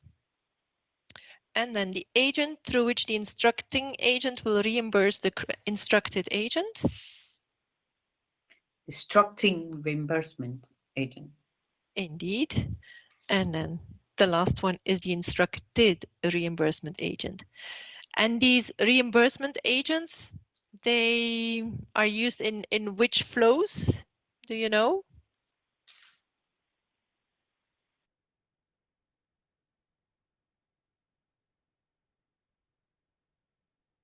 First, in the MT equivalents, to which are the equivalents in MT of these instructing and instructant reimbursement agents? Do you know? The intermediate, isn't it? No, it's the sender's correspondent and the receiver's correspondent on the MT side. It's the field 53 and field 54. And these, in fact, they are only used when we are talking about cover flows. When we are, I don't know if you're familiar with cover flows, when we say there are different types of payment flows, the flows, first of all, the flows did not change. And what we had in MT before still exists today. So when we are referring to different payment flows, we say there are serial flows and we have cover flows. And I'll explain if you have never come across cover flows, if you are not familiar with, I have some slides later on that will explain the difference between a serial flow and a cover flow. But these instructing reimbursement agent, instructed reimbursement agent, and even a third reimbursement agents, those you will only need when you are talking about a cover scenario, not in a regular serial flow. And we will see when we talk about the CBPRplus specifications, there are rules that they are even not allowed when you have a serial flow. You cannot populate these agents in a message. But does it mean that every time you have a cover, you have to have the reimbursed? Yes. Okay. Yes. Yes. They are mandatory on the cover. Yes. Yes.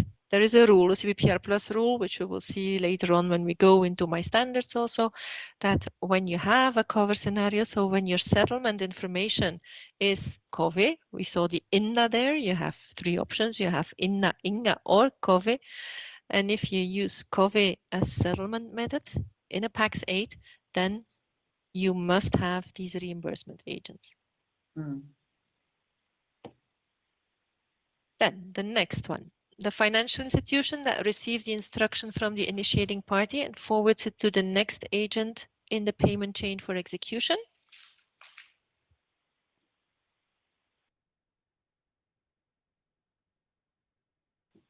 The financial institution receives.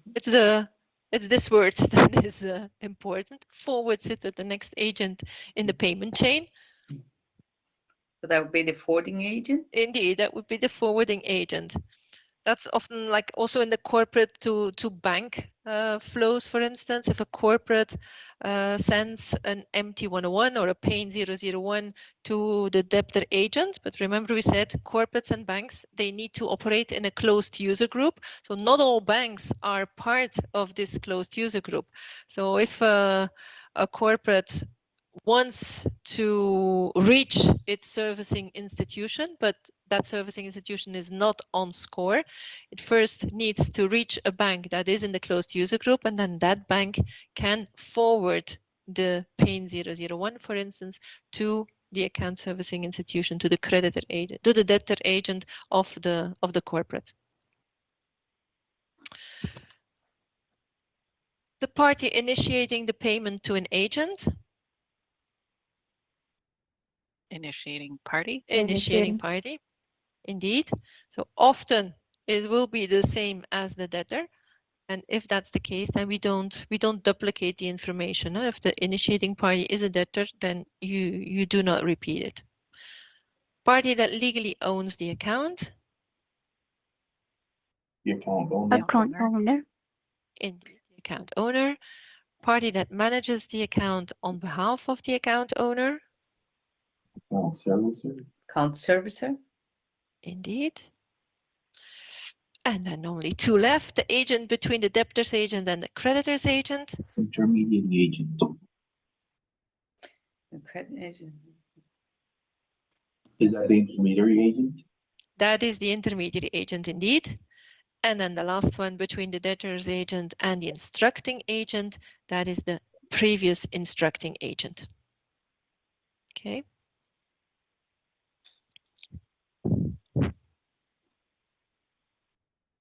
Did that go all right, or did you find it difficult? A little challenging, but It's challenging. You have to get used to it, but I'm sure by Thursday you will be used to using these in the messages. Now the language of an ISO 20022 message is XML as opposed to MT in an MT. So it stands for Extensible Markup Language. Consists of data and tags. So the data is nested in between two tags. We have a start tag or an opening tag and an end tag or a closing tag. It's extensible, meaning that it makes it easier to expand, also easier to upgrade to new operating systems or new applications. You cannot have blanks in no spaces. No spaces are allowed here in between the tags.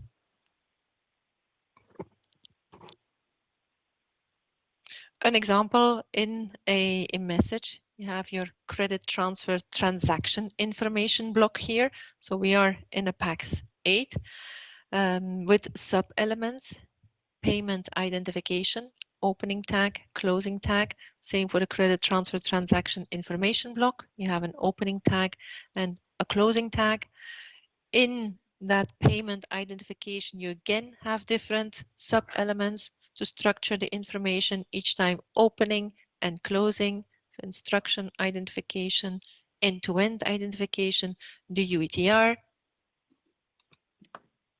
And we call this the parent element, and then the child elements are nested. Sorry, Sophie, I don't know. Yes. Perhaps it's just me. I'm not sure. I'm not looking at I haven't seen the screen changed. I don't know if the rest of you are. What do you see then? I'm looking at which slide? What's XML slide. Now I've seen the change now. Yeah, I'm sorry. Yeah, perhaps it was just. Was it the same for the others, or was it just? Yeah, it was the same. As well. Oh, oh my God! Do you want me to? You can go from top on this one. That'll be great. So the terminology, yeah, you had the sheets, right? So the XML, this one. Just this one, yeah. This was, yeah, okay, just this one. So this is where we said you have a start tag and an end tag. XML stands for extensible markup language. Extensible because it's easy to expand and also easier to upgrade to new systems, for instance, to new applications. You cannot have blanks in between the tags, so the data in the tags cannot have blanks. And then there was the example here of the XML message where you see the different tags here. This is a PAX8 because you have the credit transfer transaction information block.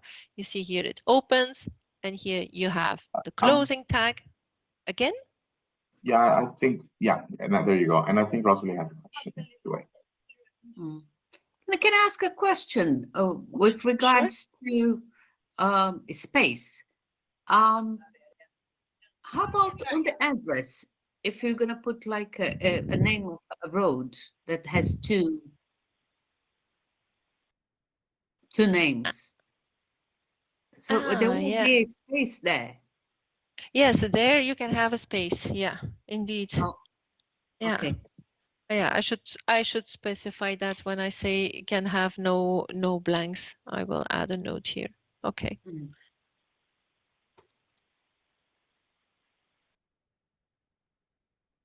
Are you seeing my screen changing now with the parent element in green, or is there still a problem when I go to the next slide?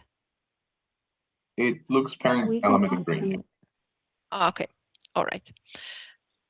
So the parent element here, a payment identification, and then you have your child elements that are nested in the parent element, the different identifications. But each time you have an opening tag and a closing tag for the instruction ID, end-to-end ID, opening, closing, same for the UETR.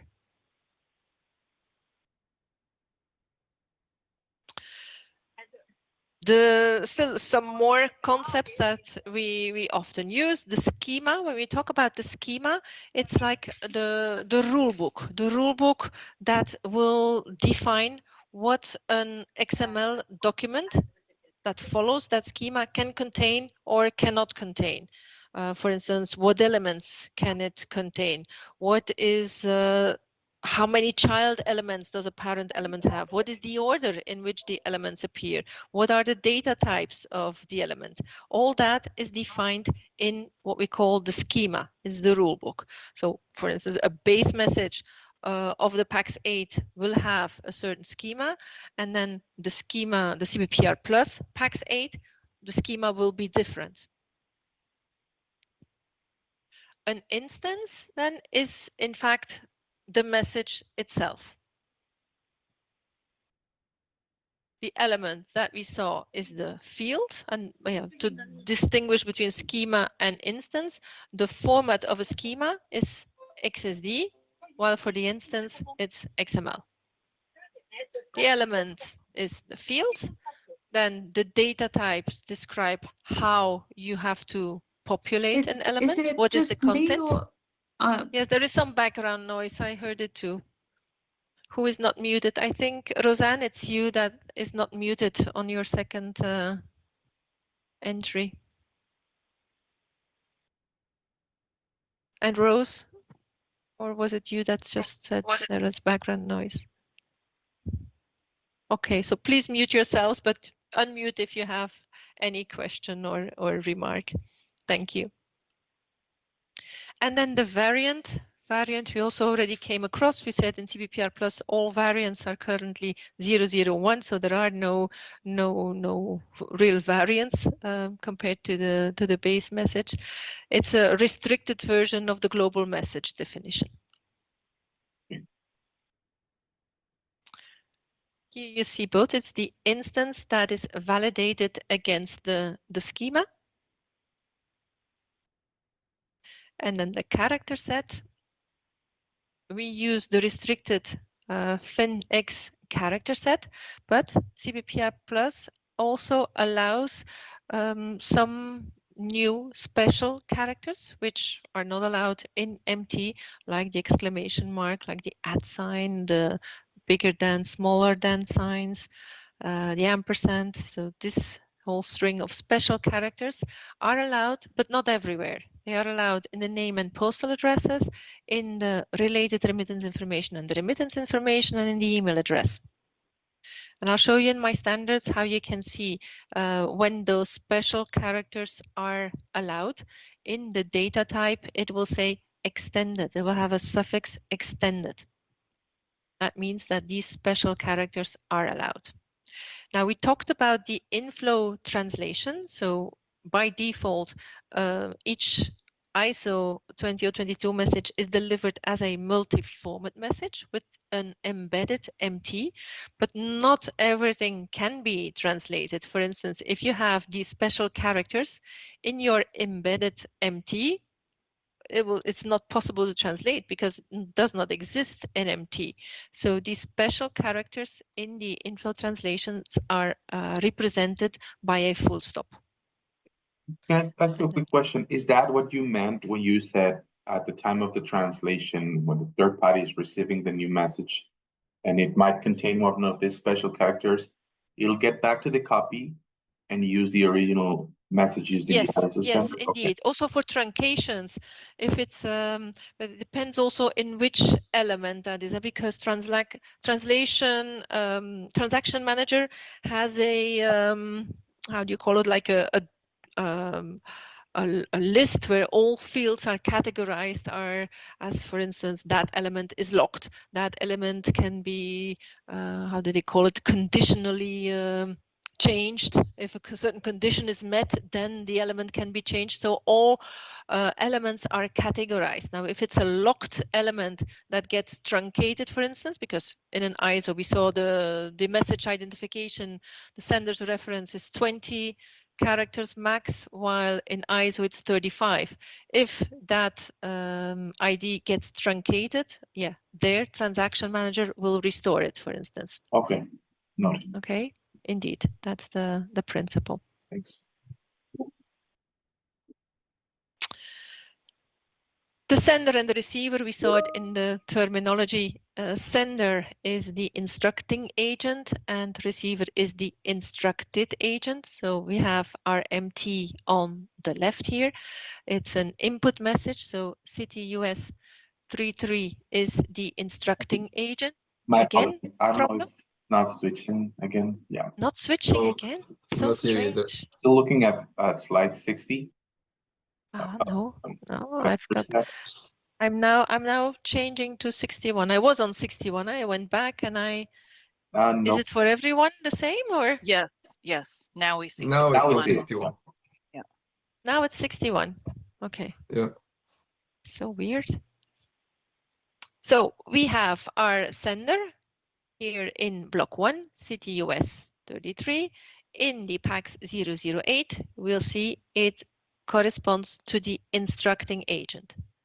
The receiver, City DEFF, is our instructed agent here, City DEFF. Of course, if this was an output message, it would be the other way around, because if it's an output message, then CTUS 33 would be the receiver and would be the instructed agent.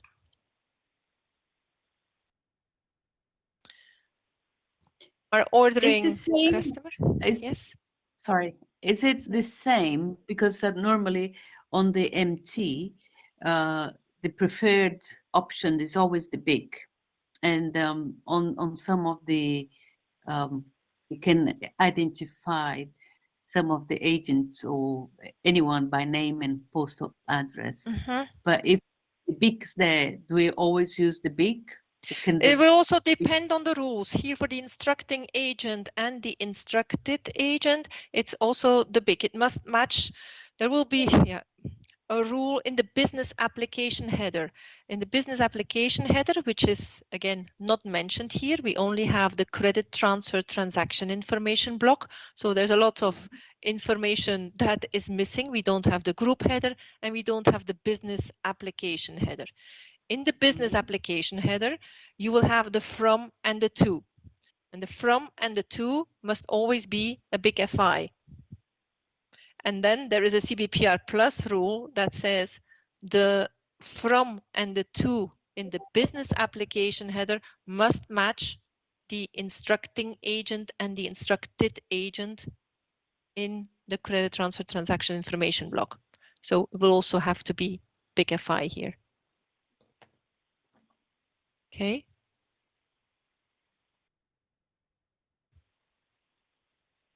But then for other identification element, agent identification elements, or party identification elements, you will see that it will be any big, for instance, the debtor and the creditor in a PAX 8, because a PAX 8, debtor and creditor, or also either debtor or creditor, or both, must be non-financial institutions. So there, debtor and creditor cannot be big FI, because non-financial institutions, they don't have a big FI. It will be any big, for instance. And then any big is not mandatory. There you can have name and address instead, or an LEI. All right. But that we will see when we go into the messages themselves. Ordering customer here, field 50, you see the account number and the address. Again, this will be a lot more structured. In the PAX 8, you have the debtor field, so the opening tag for the debtor, closing tag of the debtor, and in between you have those child elements. You have the name, you have the postal address, which is broken down into street, building, town, country. And the account also has its dedicated element on the ISO side. So here it was part of your field 50, whereas the debtor account here has its separate element. It can be identified, here it's other, but can also be identified by IBAN. So a lot more structure in the ISO 20022, same for the account with institution and the beneficiary customer, where you have the creditor agent, which is your field 57, account with institution is the creditor agent, and then the creditor, again, broken down, name and postal address, and the account with a dedicated element, this time identified with the IBAN.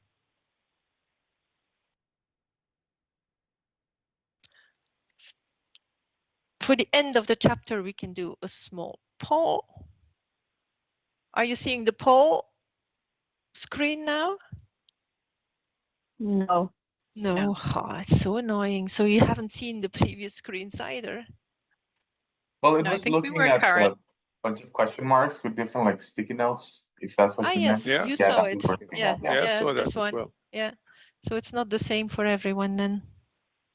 I'm sorry, I don't know what the issue could be. It's the first time that I have it, that not everyone sees the same things. No, actually, when you asked if we were looking at the poll, I think we were thinking of, some people thought that you meant the actual poll, but right now we're just looking at this. Ah, okay. Yeah, I could see this, the colored sticky note. Okay, Yep. all right, okay. But here I will have to change my screen, I think, because it's not working when I click on the screen. They gave me this new deck and something has changed for these questions. So let me let me stop sharing here and share my other screen.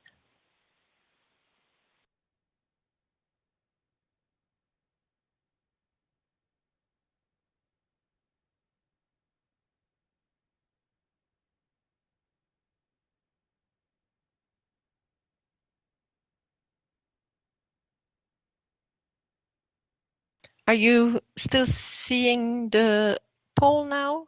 Yes. Yeah, the colored sticky note. Yeah. And now, yeah, indeed. Now you should see the first question coming up, hopefully. Okay. All right. So in ISO 20022, financial institution is referred to as a Party? Agent? Agent, indeed. This is just a repetition of what we have seen before. The sender is referred to as a Instructing agent. Instructing agent? Indeed. A non-financial institution is referred to as a Party. Party. party. Financial institution servicing an account for the creditor is referred to as a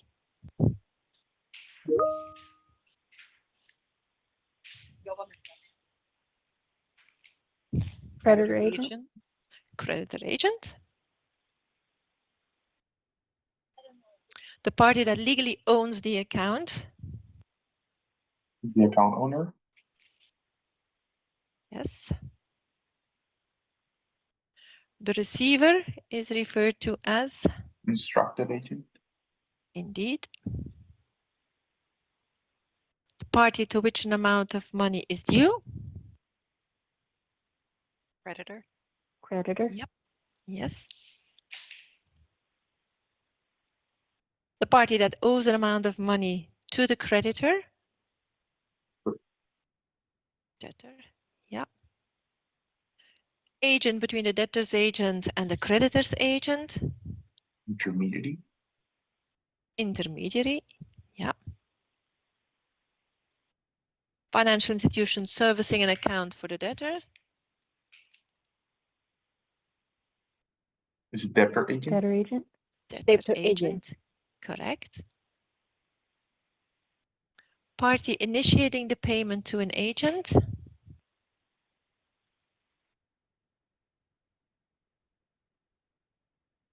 Initiating party.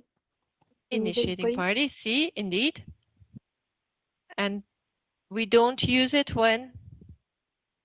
It's the same as the. I don't know. As the? I don't want to get Indeed, that that. was a good start. Usually the initiating party is the account owner. So the account owner is the debtor. Okay. Debtor. Yes. So if the initiating party is the same as a debtor, we do not populate the initiating party. Financial institution that receives the instruction and forwards it to the next agent.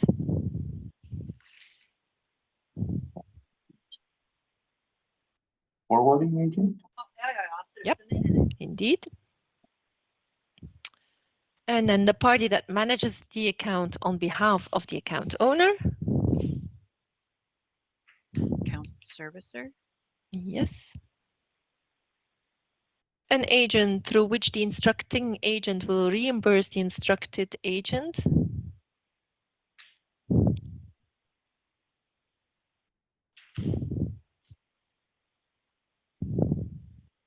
D. I didn't really get that. Is Can you it repeat? letter B instructing? B. Yes, letter B, indeed. Instructing reimbursement agent. And you remember in which flows we use it? We must have it? Cover flows. Cover flows, indeed. And not allowed when we are in a serial flow. And then the last one, an agent at which the instructed agent will be reimbursed. B instructed. Yes, that's the instructed reimbursement agent. Wow, you did very well on this. This was the end of our, this is for tomorrow. This was the end of our second chapter. So now we are going to have a look at Swift.com and my standards to close this session. So I will share, not the slides anymore, but I will share the Swift homepage. Let me put it here. Are you seeing the Swift.com homepage? Yes. Yes. Okay. So let me start by saying that on Swift.com there is public content and there is protected content. So for the protected content, you need your Swift.com account. You will need to log in. But let me show you first what you can already discover without having to log in. If you go on the standards tab, you will have here the ISO 20022 for payments for financial institutions. There you will already find a lot of reading, and you have some quick accesses here. And for instance, the CBPRplus traffic highlights, where you could see, if you open that one, this is where you could see the percentages of how far we are with the migration. If you would like to see from time to time how the community is doing, you can have a look here. It's updated monthly. You can also subscribe to webinars, because there are regularly webinars that are organized for free that you can sign up or listen to the recording in the past webinars if you couldn't make it. Links to Swift Smart, but that I find it more easy to log in and to go to my Swift, because you will have everything on one page there. So the most interesting information you will find in My Swift. My Swift is your one-stop shop where you will find everything related to the big Swift projects, and ISO 20022 is definitely one of those. So if you click My Swift, you will find the login button here, and you will have to log in with your username and password.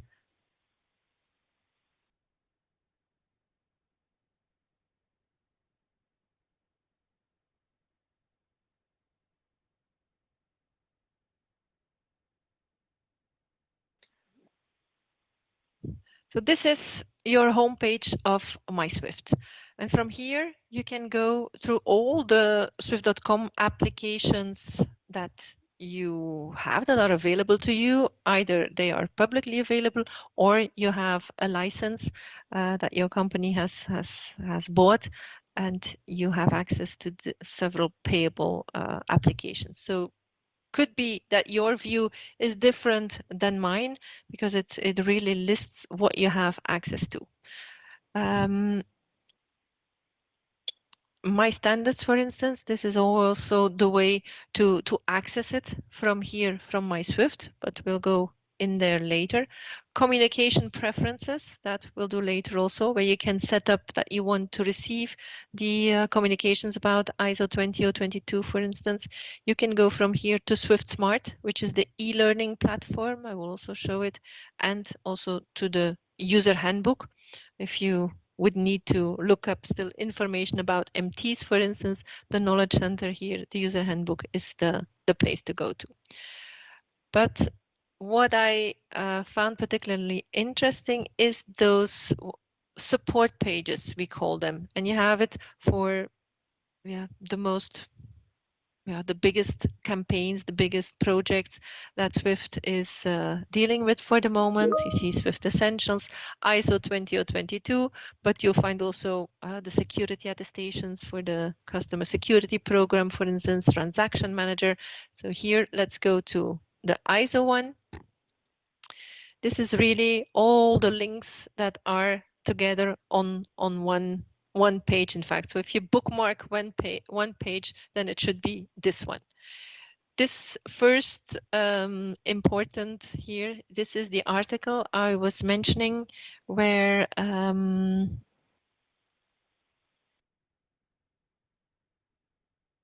announcement was made to the community.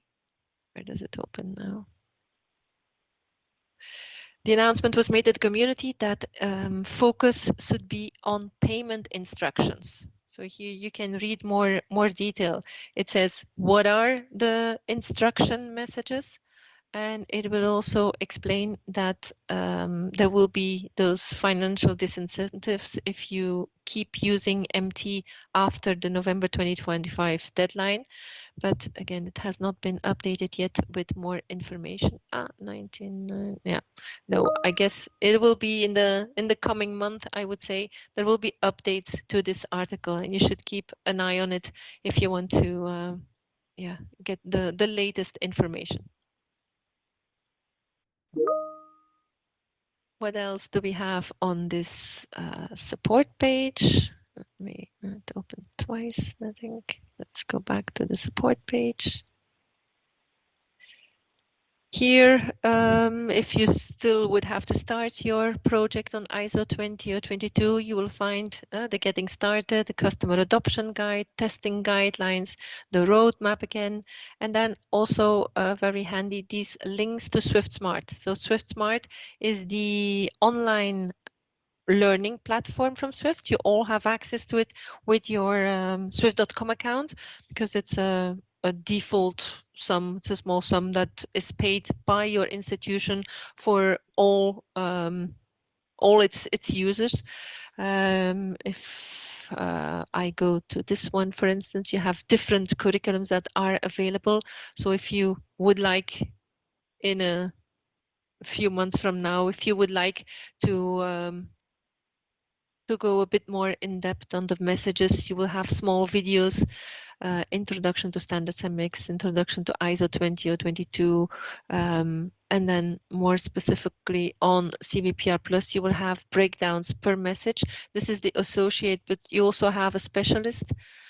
Once you are in SwiftSmart, if you go to the academy, you'll also have a view on the different programs that are available. So it's not only for ISO, you also have it for GPI, you have it for CSP, then more technical courses, of course, on the interfaces themselves, on the Alliance Access, Alliance Cloud, for security officers, for RMA operators, the different initiatives, the different messages, transaction manager.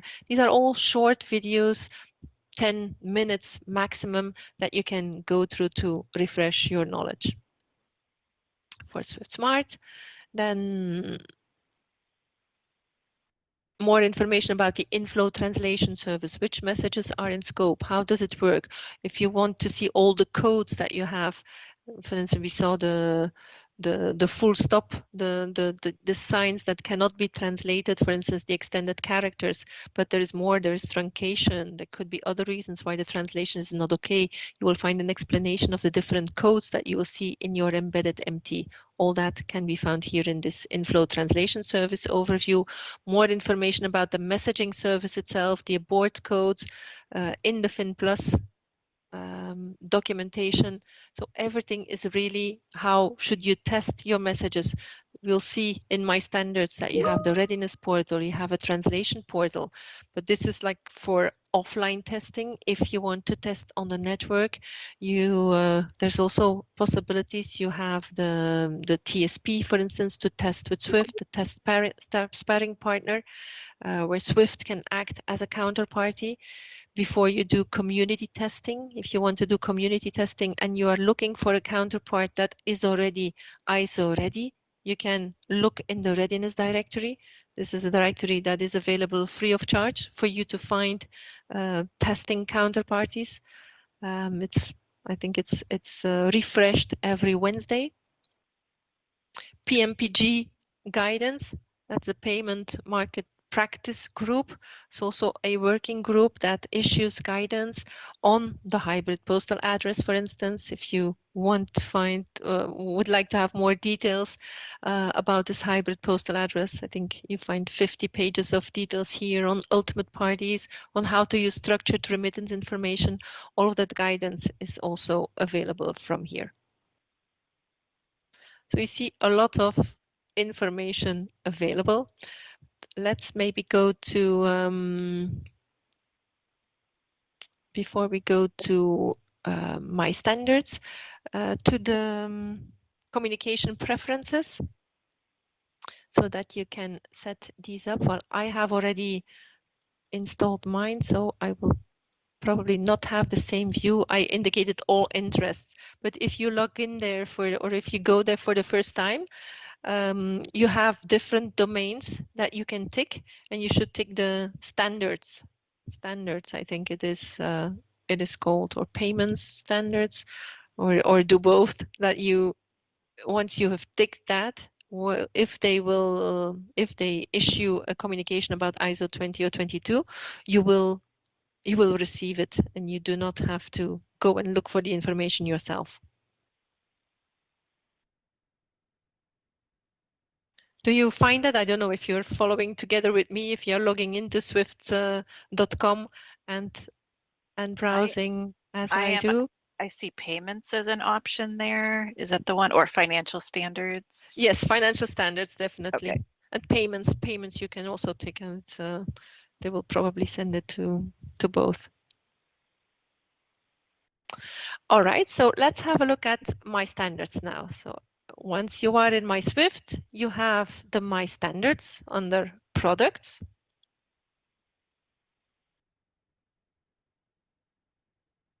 And you will get this landing page. Again, this will not look the same way as it does here on my screen, because it depends on the activity that you have already had on my standards. So if it's the first time that you log into my standards, it will be rather empty, I would assume. The usage guidelines, the portals, the news. I don't know, is it the first time that you go to my standards, or have you already worked with my standards? For me, it's the first time, and it's quite funny to see that you have been scrolling the Swedish local payment infrastructure. Yeah. No, it's because they have registered for a training on my standards. I have given them a training. Yes. That's good. First time for me here, to be honest. Okay. So I will give a brief introduction then to what my standards is. Well, I mentioned it when we saw the picture of the onion. So we said there are many standards. You have the base messages, and then you have all those different flavors, those usage guidelines, which are restrictions of the base message. So I think it was like 10 years, maybe 8 years ago, that my standards was launched, because it was seen as like an industry issue, that there was no central repository for all these standards. So that's why Swift came up with my standards, and it's very much appreciated by the customers, especially now for this migration also, because CBPRplus, you see there is even a tab here that we have added because it attracts a lot of traffic, that CBPRplus landing page. So in my standards, you find under standards releases here, you will find the base messages, you will find the MT standards, and you will find the ISO messages. If you go on the ISO message, you can go to the catalog, you will find every single message definition here. I find it easier to go via the business domains. So the choice is a bit easier. If you're looking for a PAX 8, for instance, you choose the payments and cash management, and then you choose payments, clearing and settlement. And then here you will have the base message. So if you are looking for the PAX 8, here it is. It opens up. And here you see on the left-hand side, these are all the different versions that are coexisting. If you would go in the MT category here, it would be different. You would see MT, now it's still the standards release 2023, which is live, and the upcoming 2024. But you are in one or the other. You cannot be in both standards 2023 and standards 2024. Here you have all these versions that are coexisting, and you see the declared market usage here on the right. Well, here if we go into the PAX version 8, if you tick the industry usage button here, you will see that it's CBPRplus is mandating to use version 8.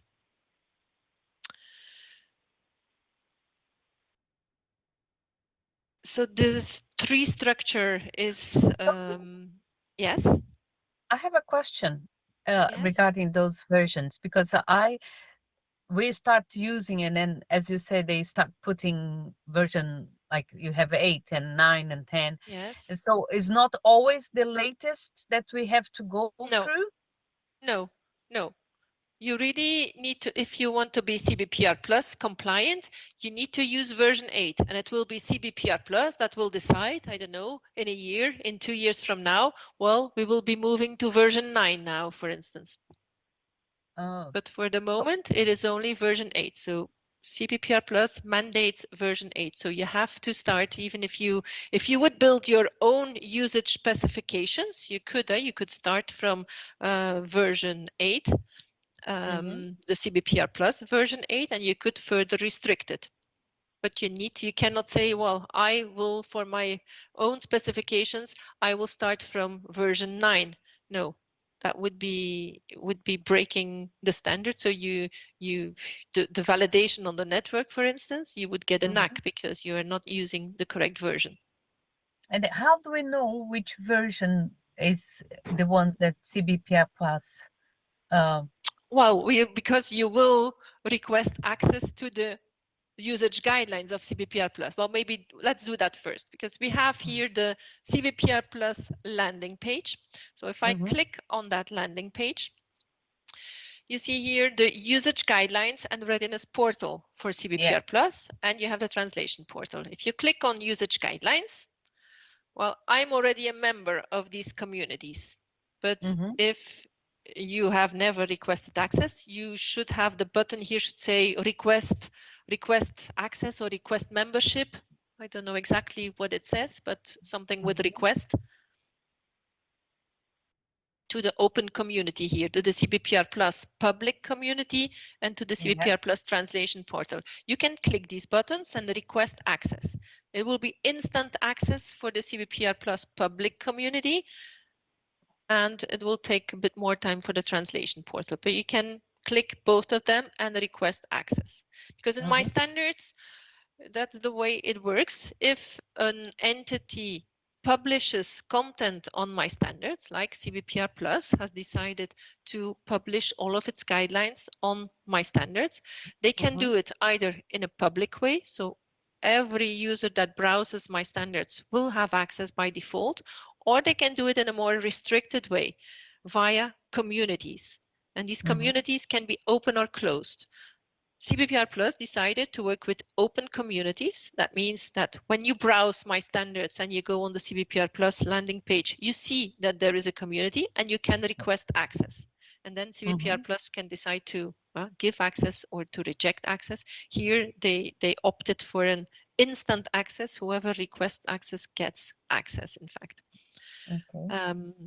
So if you refresh your screen, once you have requested access, then you should see that these usage guidelines will appear. Yep. Yeah. So this means that you now have access. I have a question.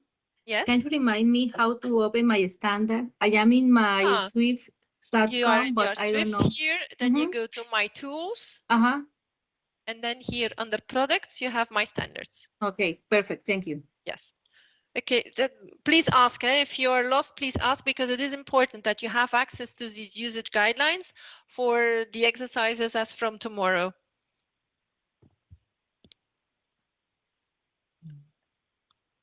I confirm I am in. You are in my standards, then Thank you go to the CBPRplus landing page and you request access. And then you refresh, you will see the usage guidelines appearing.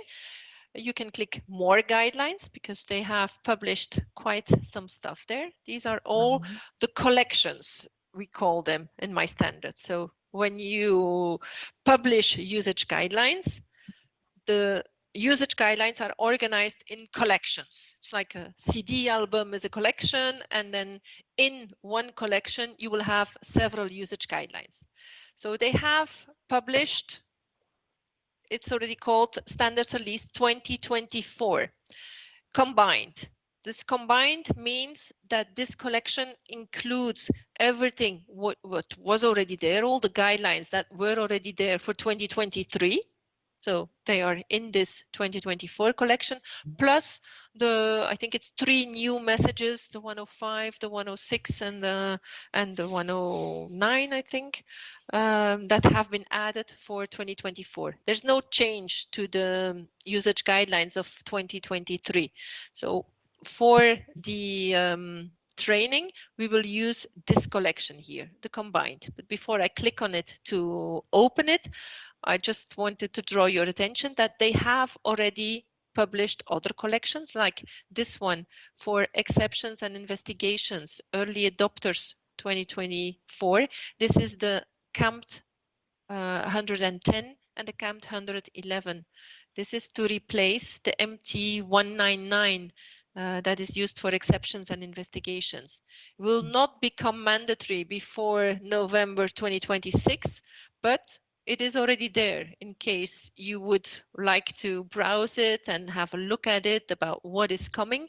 Here you already can find the information, although it's not part of the mandatory migration yet. Here also advanced information for the hybrid postal address.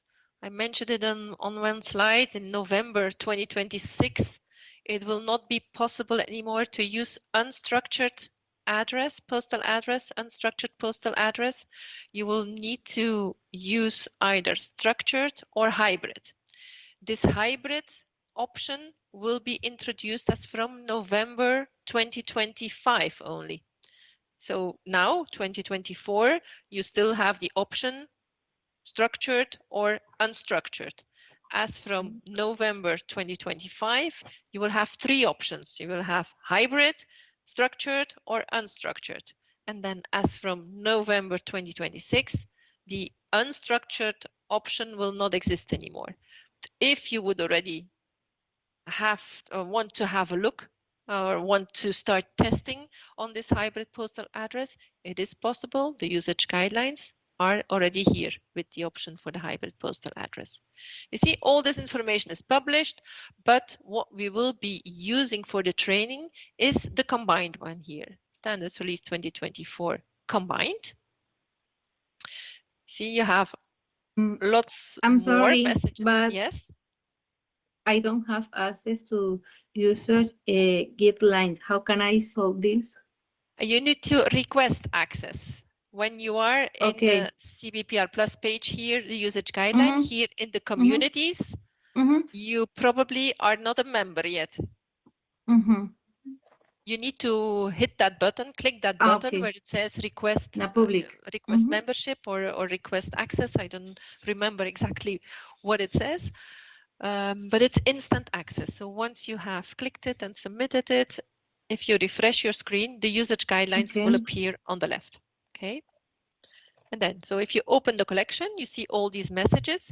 What you can do to make your life easier for the next days of the training is to select. Yes, sorry. Thank you. I have access now. Okay, fine. So you open the collection now. Now we're going to add the messages that we will be looking at during the training. We will add them to our selection. You can do this simply by hitting the folder here on the right.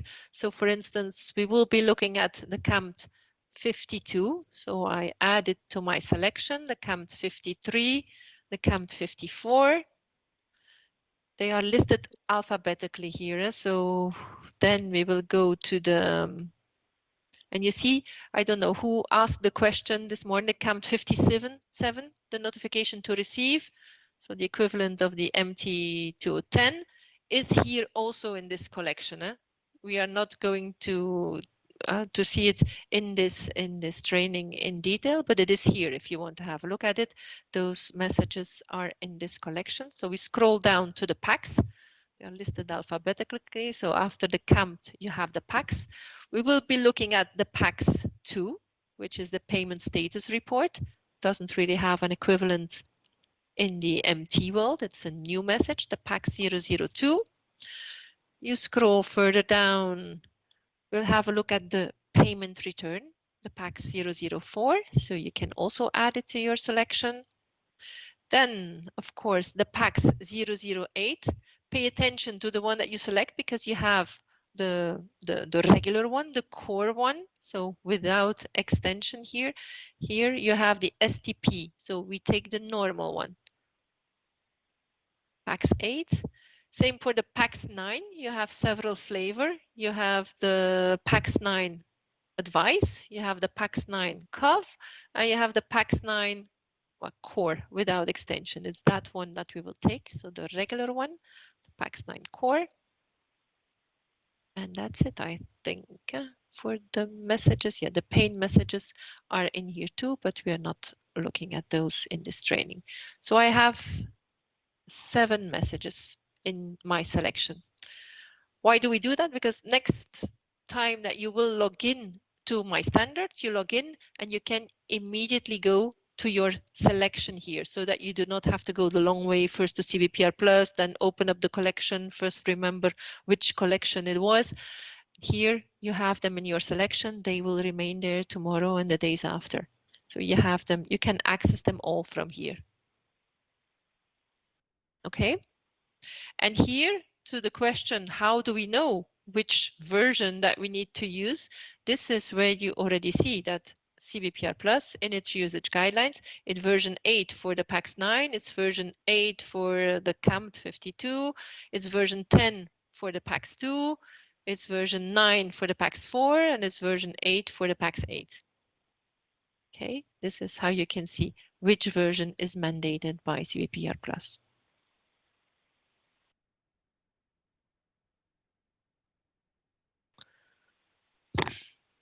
So tomorrow we're going to have a look at this message more in detail. So this is now not the base message anymore. When before we requested access, let me go back now to the base message. So then we were in the base message, and then I said we'll first request access to the CBPRplus usage guideline. Remember that, so CBPRplus, these are usage guidelines. These are not base messages. Think of the picture of the onion. So this is not the exterior layer. This is already one of the inside layers. These are restrictions of the base message. So it's a slightly different view that you see here. If we go first to the base message, so let's go, well, let me show you also the MT, just to give you an idea of what you can find in My Standards. So here, if you select Standards Release MT, you get this screen. So you immediately see this is the live Standards Release 2023, still a couple of weeks before Standards 2024 will replace Standards 2023.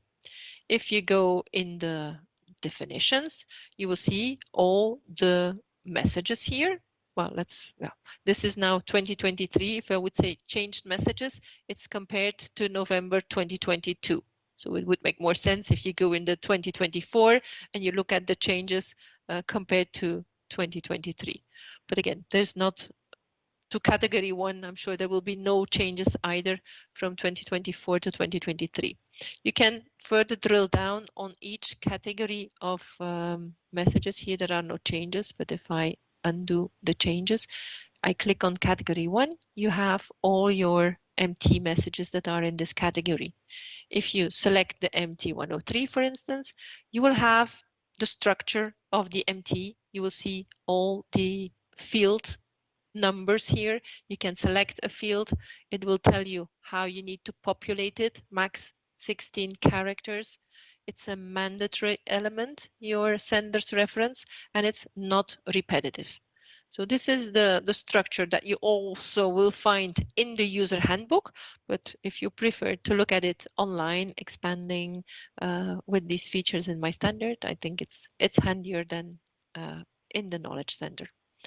For ISO, we do not have the Knowledge Center anymore. If you would go in the Knowledge Center and you would look for the ISO user handbook, it will refer you to My Standards. So there is only My Standards for the ISO 20022 messages.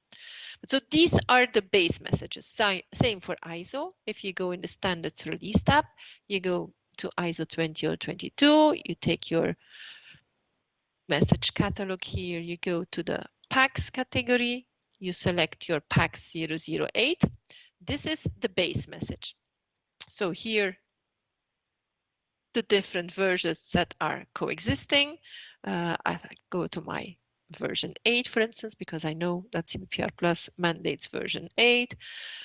You can expand all the fields. Here, for instance, you will not see the business application header. You have the group header, you have the credit transfer transaction information, you have the supplementary data, and then you can expand all the fields to see the sub-elements. You will also find information here on whether or not it's mandatory or optional. But it's not M and O anymore. It's the minimum and the maximum value here. So the minimum value, if it's a 1, means it's a mandatory element. If it's a 0, it's an optional element.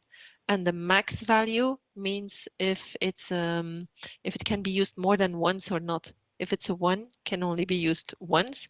And if you would see, don't know if here we have an example of an asterisk, this means that you can use it as many times as you want. You could also have another number here. You could say 3. That would mean that you can use this element up to 3 times. So this is the base message. If we go back now to our CBPRplus PAX 8, so you only have one view here. You have the content view. This is what you get, minimum, maximum. If you go to the CBPRplus usage guideline, now I can go to my selection here, select it from here, my PAX 8. So this is the usage guideline from CBPRplus.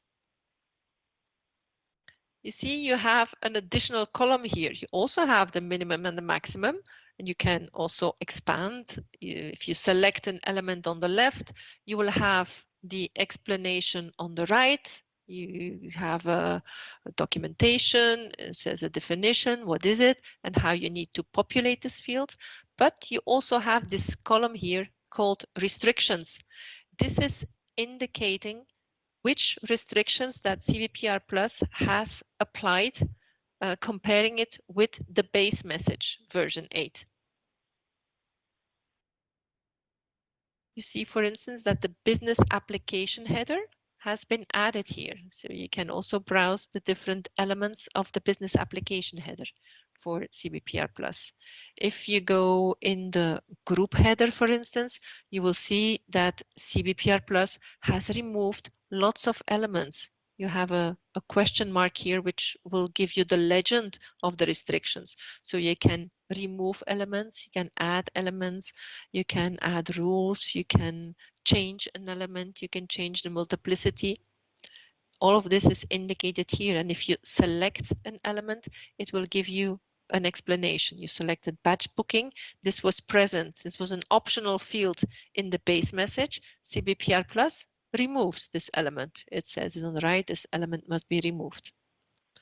You cannot remove mandatory elements. Here, for instance, if message identifications is mandatory, CBPRplus could not remove this because this would be breaking the standard. You can only restrict the base message. This is an example, for instance, that was max 35 text. Well, CBPR restricted it to the FIN-X character set here. Remember when we talked about this extended character set? So this is an example of the not extended. So this is the restricted FIN-X character set. You can have maximum 35 characters of this one. While the base messages is just set max 35 text. If we now go into, I don't know, one of the if we close the group header and we go to the credit transfer transaction information and we take one of the agents, let's say the intermediary agent, if we go into the identification and we take the name fields, you see this is the data type where it says extended. So this means that here the special characters are allowed, the ampersand and the bigger sign, the bigger or the smaller sign. This is what we saw in the slides. So this way you can distinguish how or when you can use that extended character set. So this is the restriction column. This is typical for a usage guideline because a usage guideline is a restriction of the base message. So you will see the restrictions column only for the usage guidelines and not for the base messages. If now you say, I do not want to see these restrictions, I just want to see the clean view because this is so confusing, all these colors and all these fields that have been removed, they are still showing. You can go into the result view. The result view is the same view of the usage guidelines, the same result, but it will be the clean view. So you will not see anymore the removed elements, for instance. Batch booking is no longer there. So your group header only has 4 elements now. while in the previous view, you had a lot more elements and you saw this forbidden sign to tell you those have been removed. But in fact, you just want to see the clean view. So you just want to see what do I have to populate in my group header. I have 4 mandatory elements. What do I need to do in my credit transaction information? I have the clean view. I do not see the changes compared with the base message. Okay. So this is the first view of my standards. We'll use it a lot for the exercises, and you'll get used how to navigate through it and how to find the information. We try to replicate that also on the slides, but it's not easy because here you have this tree structure. If you have to put that in a slide, it becomes quickly overwhelming. That's why the slides are just there for reference, but you should know where to find the information. That's a lot more important than if you, in 2 months, you would want to look something up. You will not go back to the slides because they will not be updated, while here you always have the latest up-to-date information. Okay. Everyone was able to select the messages, to log into my standards and to select the messages that you need and to browse around. Don't hesitate if you... Yes? Okay, I hope yes. Everyone, yes? All right. What else did I want to show you on the CBPRplus landing page? Because of course that will be our main page as we will be talking about CBPRplus. We will go there a lot. I told you the knowledge center in my Swift for ISO. It is here on the CBPRplus. It's the user handbook, which is the Bible, in fact. If you would like to have more details on a certain element, because in the training, we will not be able to go through each and every element, sub-element of the message. This is what you should download, the CBPRplus user handbook. It is, I think it's 600 pages. Oh no, no, 984 pages.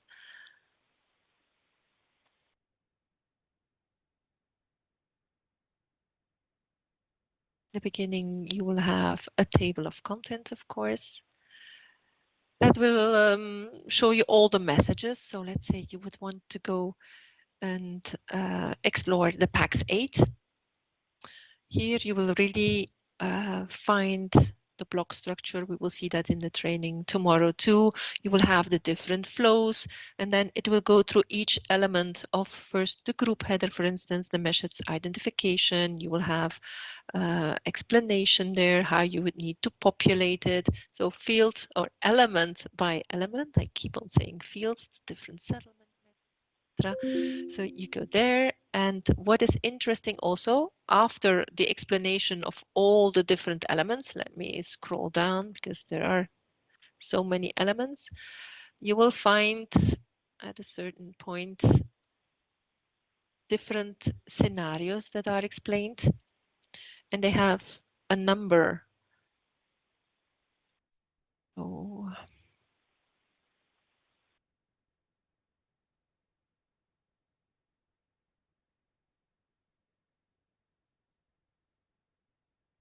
Yeah, here, for instance, here, the explanation of all the elements is done. You will see different use cases that are explained with the different legs of each leg, so a transaction, and each time the legs with numbers. If you recall, remember this number. So with this number, it stands for PAX 8 1.1. If you would like to see how an actual message looks like for your leg 2, for instance, or for your leg 3, or for leg 4, leg 5, you can go with this number. You can go back to the landing page. Yeah, where are we now? Oops, into your CBPRplus homepage. So this was the user handbook that we downloaded. Further down, you have a samples library. And if you go here, you can download sample messages. We do it. Let's open it.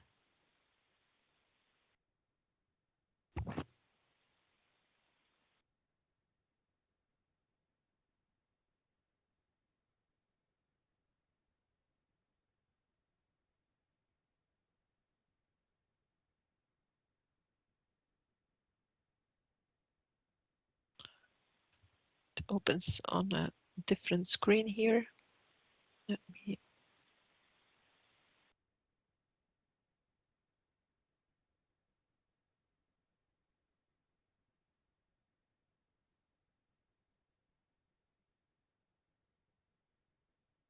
put it here. Oh. If you open it, then you still see my screen because I'm Yes. not sure anymore. You see the a landing Yes.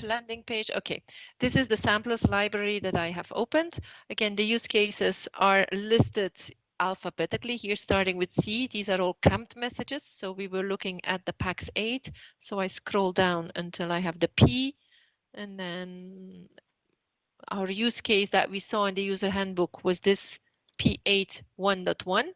Then you will see here all the different legs of the payments. You see here it's the message from B to A, from C to B, from D to C, and whatever message you want to see, you can open it up and you can find some inspiration here on how a correctly formatted messages should look like for the scenario that you are looking for.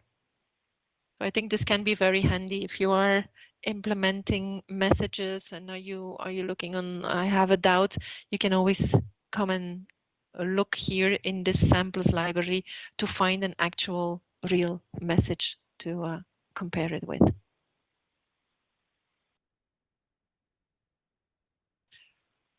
What else here on this CBPRplus landing page? It is interesting is this readiness portal. Here also with the request membership to the open communities, you had access to the usage guidelines and you get access to these portals here. Again, for the portals, they are publishing even more portals than the ones that are shown here. So if you click more portals, you will find several portals that are already closed also. So this view is interesting that you don't select this one. We'll go again into the 2024 portal, the combined one here. These portals, so the readiness portal allows you to test a message against the CBPRplus specifications. And you see, you have, when you go into the portal, you have like one test environment per message.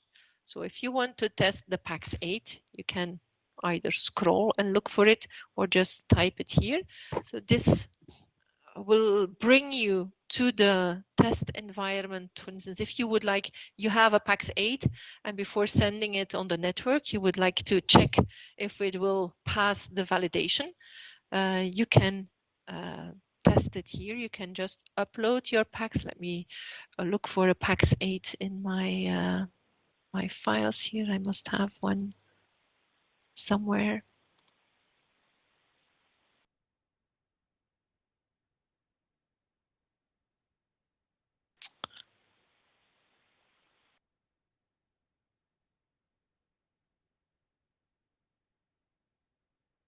Just copying a PAX 8 now, an XML of a PAX 8 to just copy paste it in here.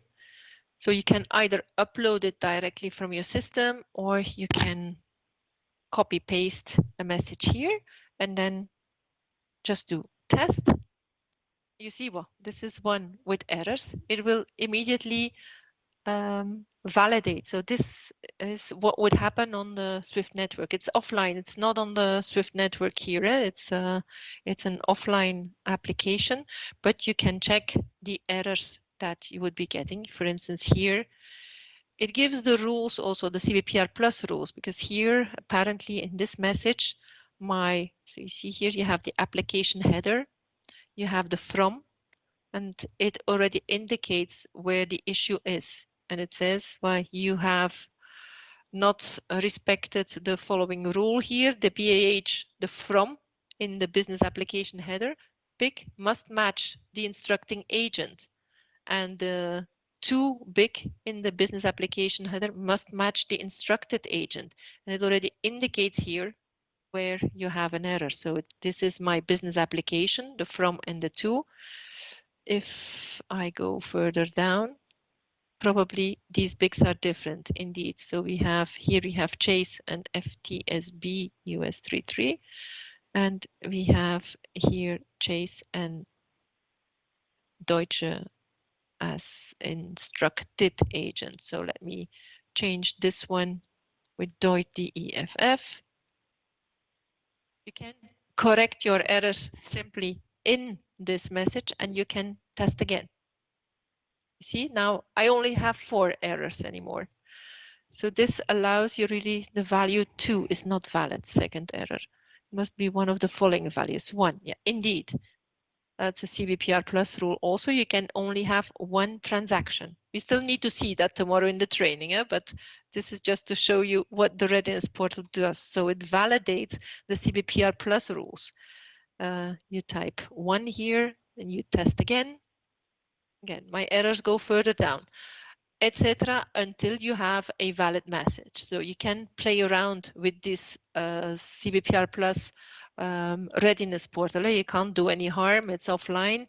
You just, if you have messages that you would like to test, you copy paste them in this portal. Or if you do not have access to messages, you go on the CBPRplus user handbook. You download the samples library. You can copy messages from the samples messages also and paste them in the readiness portal, change a bit and see what errors does it give if you would like to experiment a bit with this readiness portal.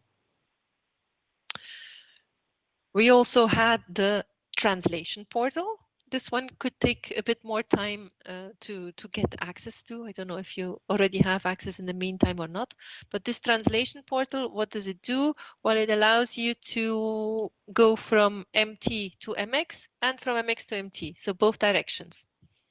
When we mentioned the inflow translation, that's only one direction. It's always from MX to MT.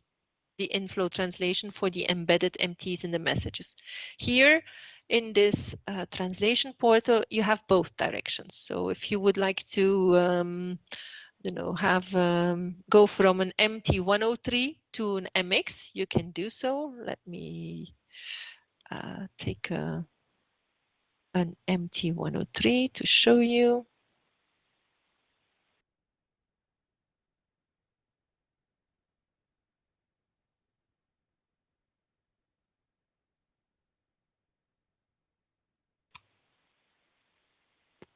So if we take FIN 103 to MX, it's this one, and you go to test here. You can simply paste your MT103 here, and you click, and it will translate it to MX.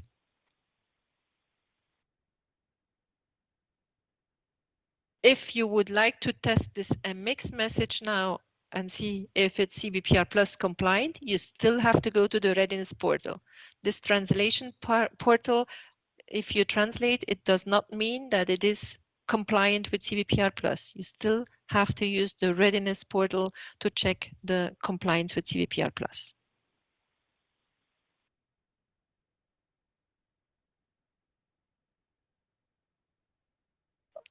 Where would we find a document that shows what the MT equivalent to the new ISO element is?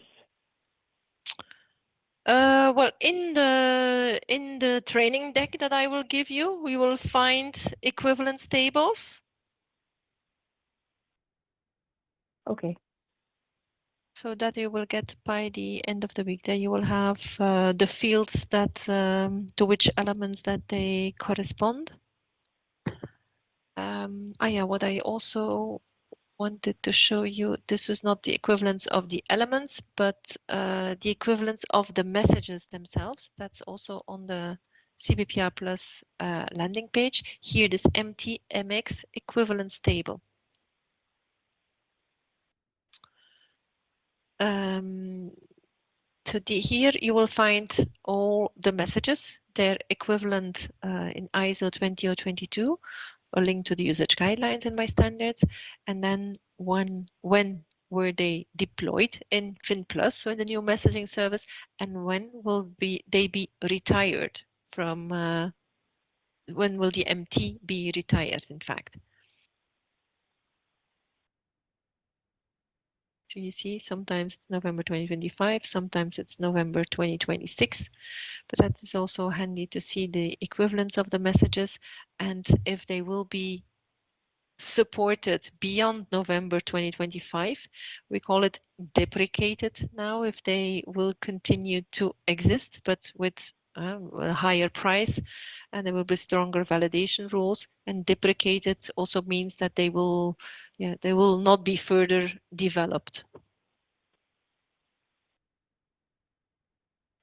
Okay, so this can also be a handy document to know where to find it. And that's in fact the main things I wanted to show you on where to find the information. We will be using My Standards a lot as from tomorrow. So please, if you haven't set up the access yet, please do so by tomorrow. If you want to follow, it will be less boring if you can work with My Standards than if you only have to look at the slides.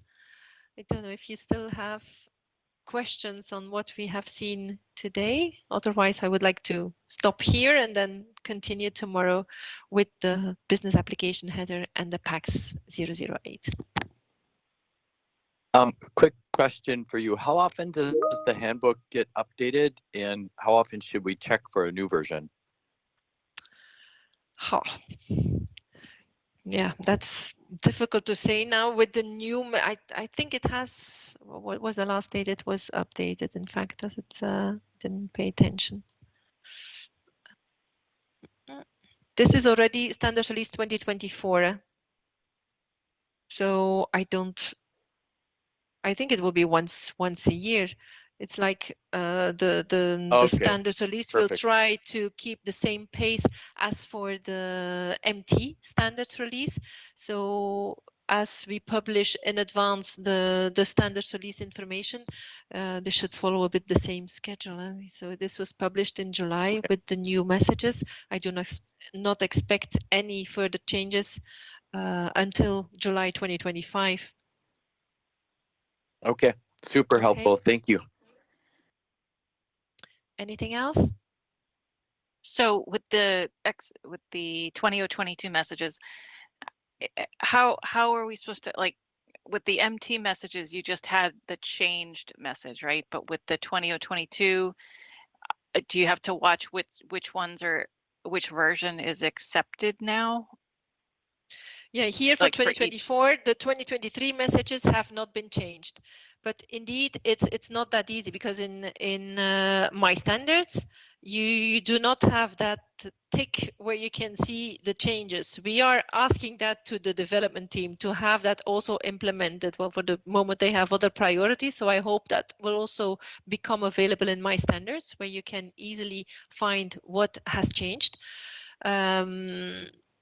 For the moment, so there are no changes, but I would suppose that that would also be communicated. If CBPRplus changes from one version to another, there will be a message that is sent out.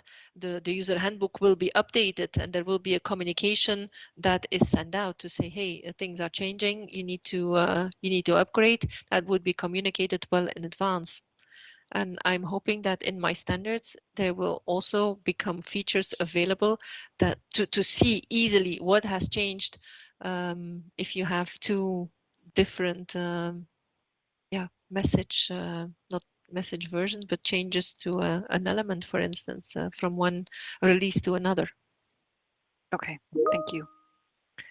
And when we first got onto Swift.com, you showed us where to check for the updates to the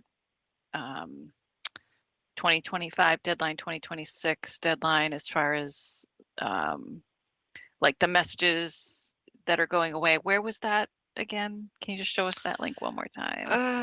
Was that? I'm confused now. What was it?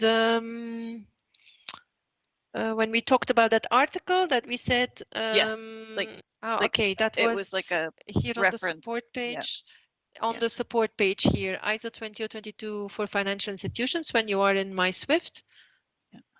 And then it was this first article here, the end of coexistence, okay. where it said to focus on payment instructions. Yeah. Thank you.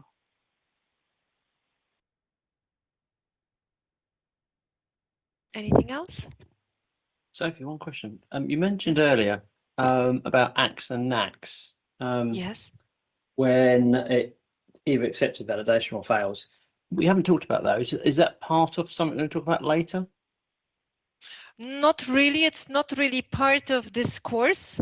I just mentioned it like that, but it's not really in the training itself. You will not even find AC and NAC in the training. I think it's just something that I added. Yeah, no, that's fine. And quick, apologies. Is it similar to what we get now for the MTs? Yes, is it exactly the same? similar. Is it? Yes, yes. Or is it a different structure? I can try to find a bit more information. It will. I will try to find an example to show it to you. Well, how does it look like? If it's exactly the same or not. Thank you.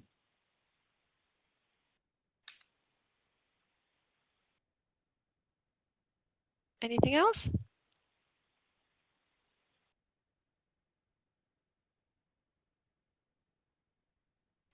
No, then I wish you all a good rest of the Monday and speak to you again tomorrow, same time. Thank you. Thank you very much. Thank you. Thank you. Bye-bye. Really Thank good. you. Thank you.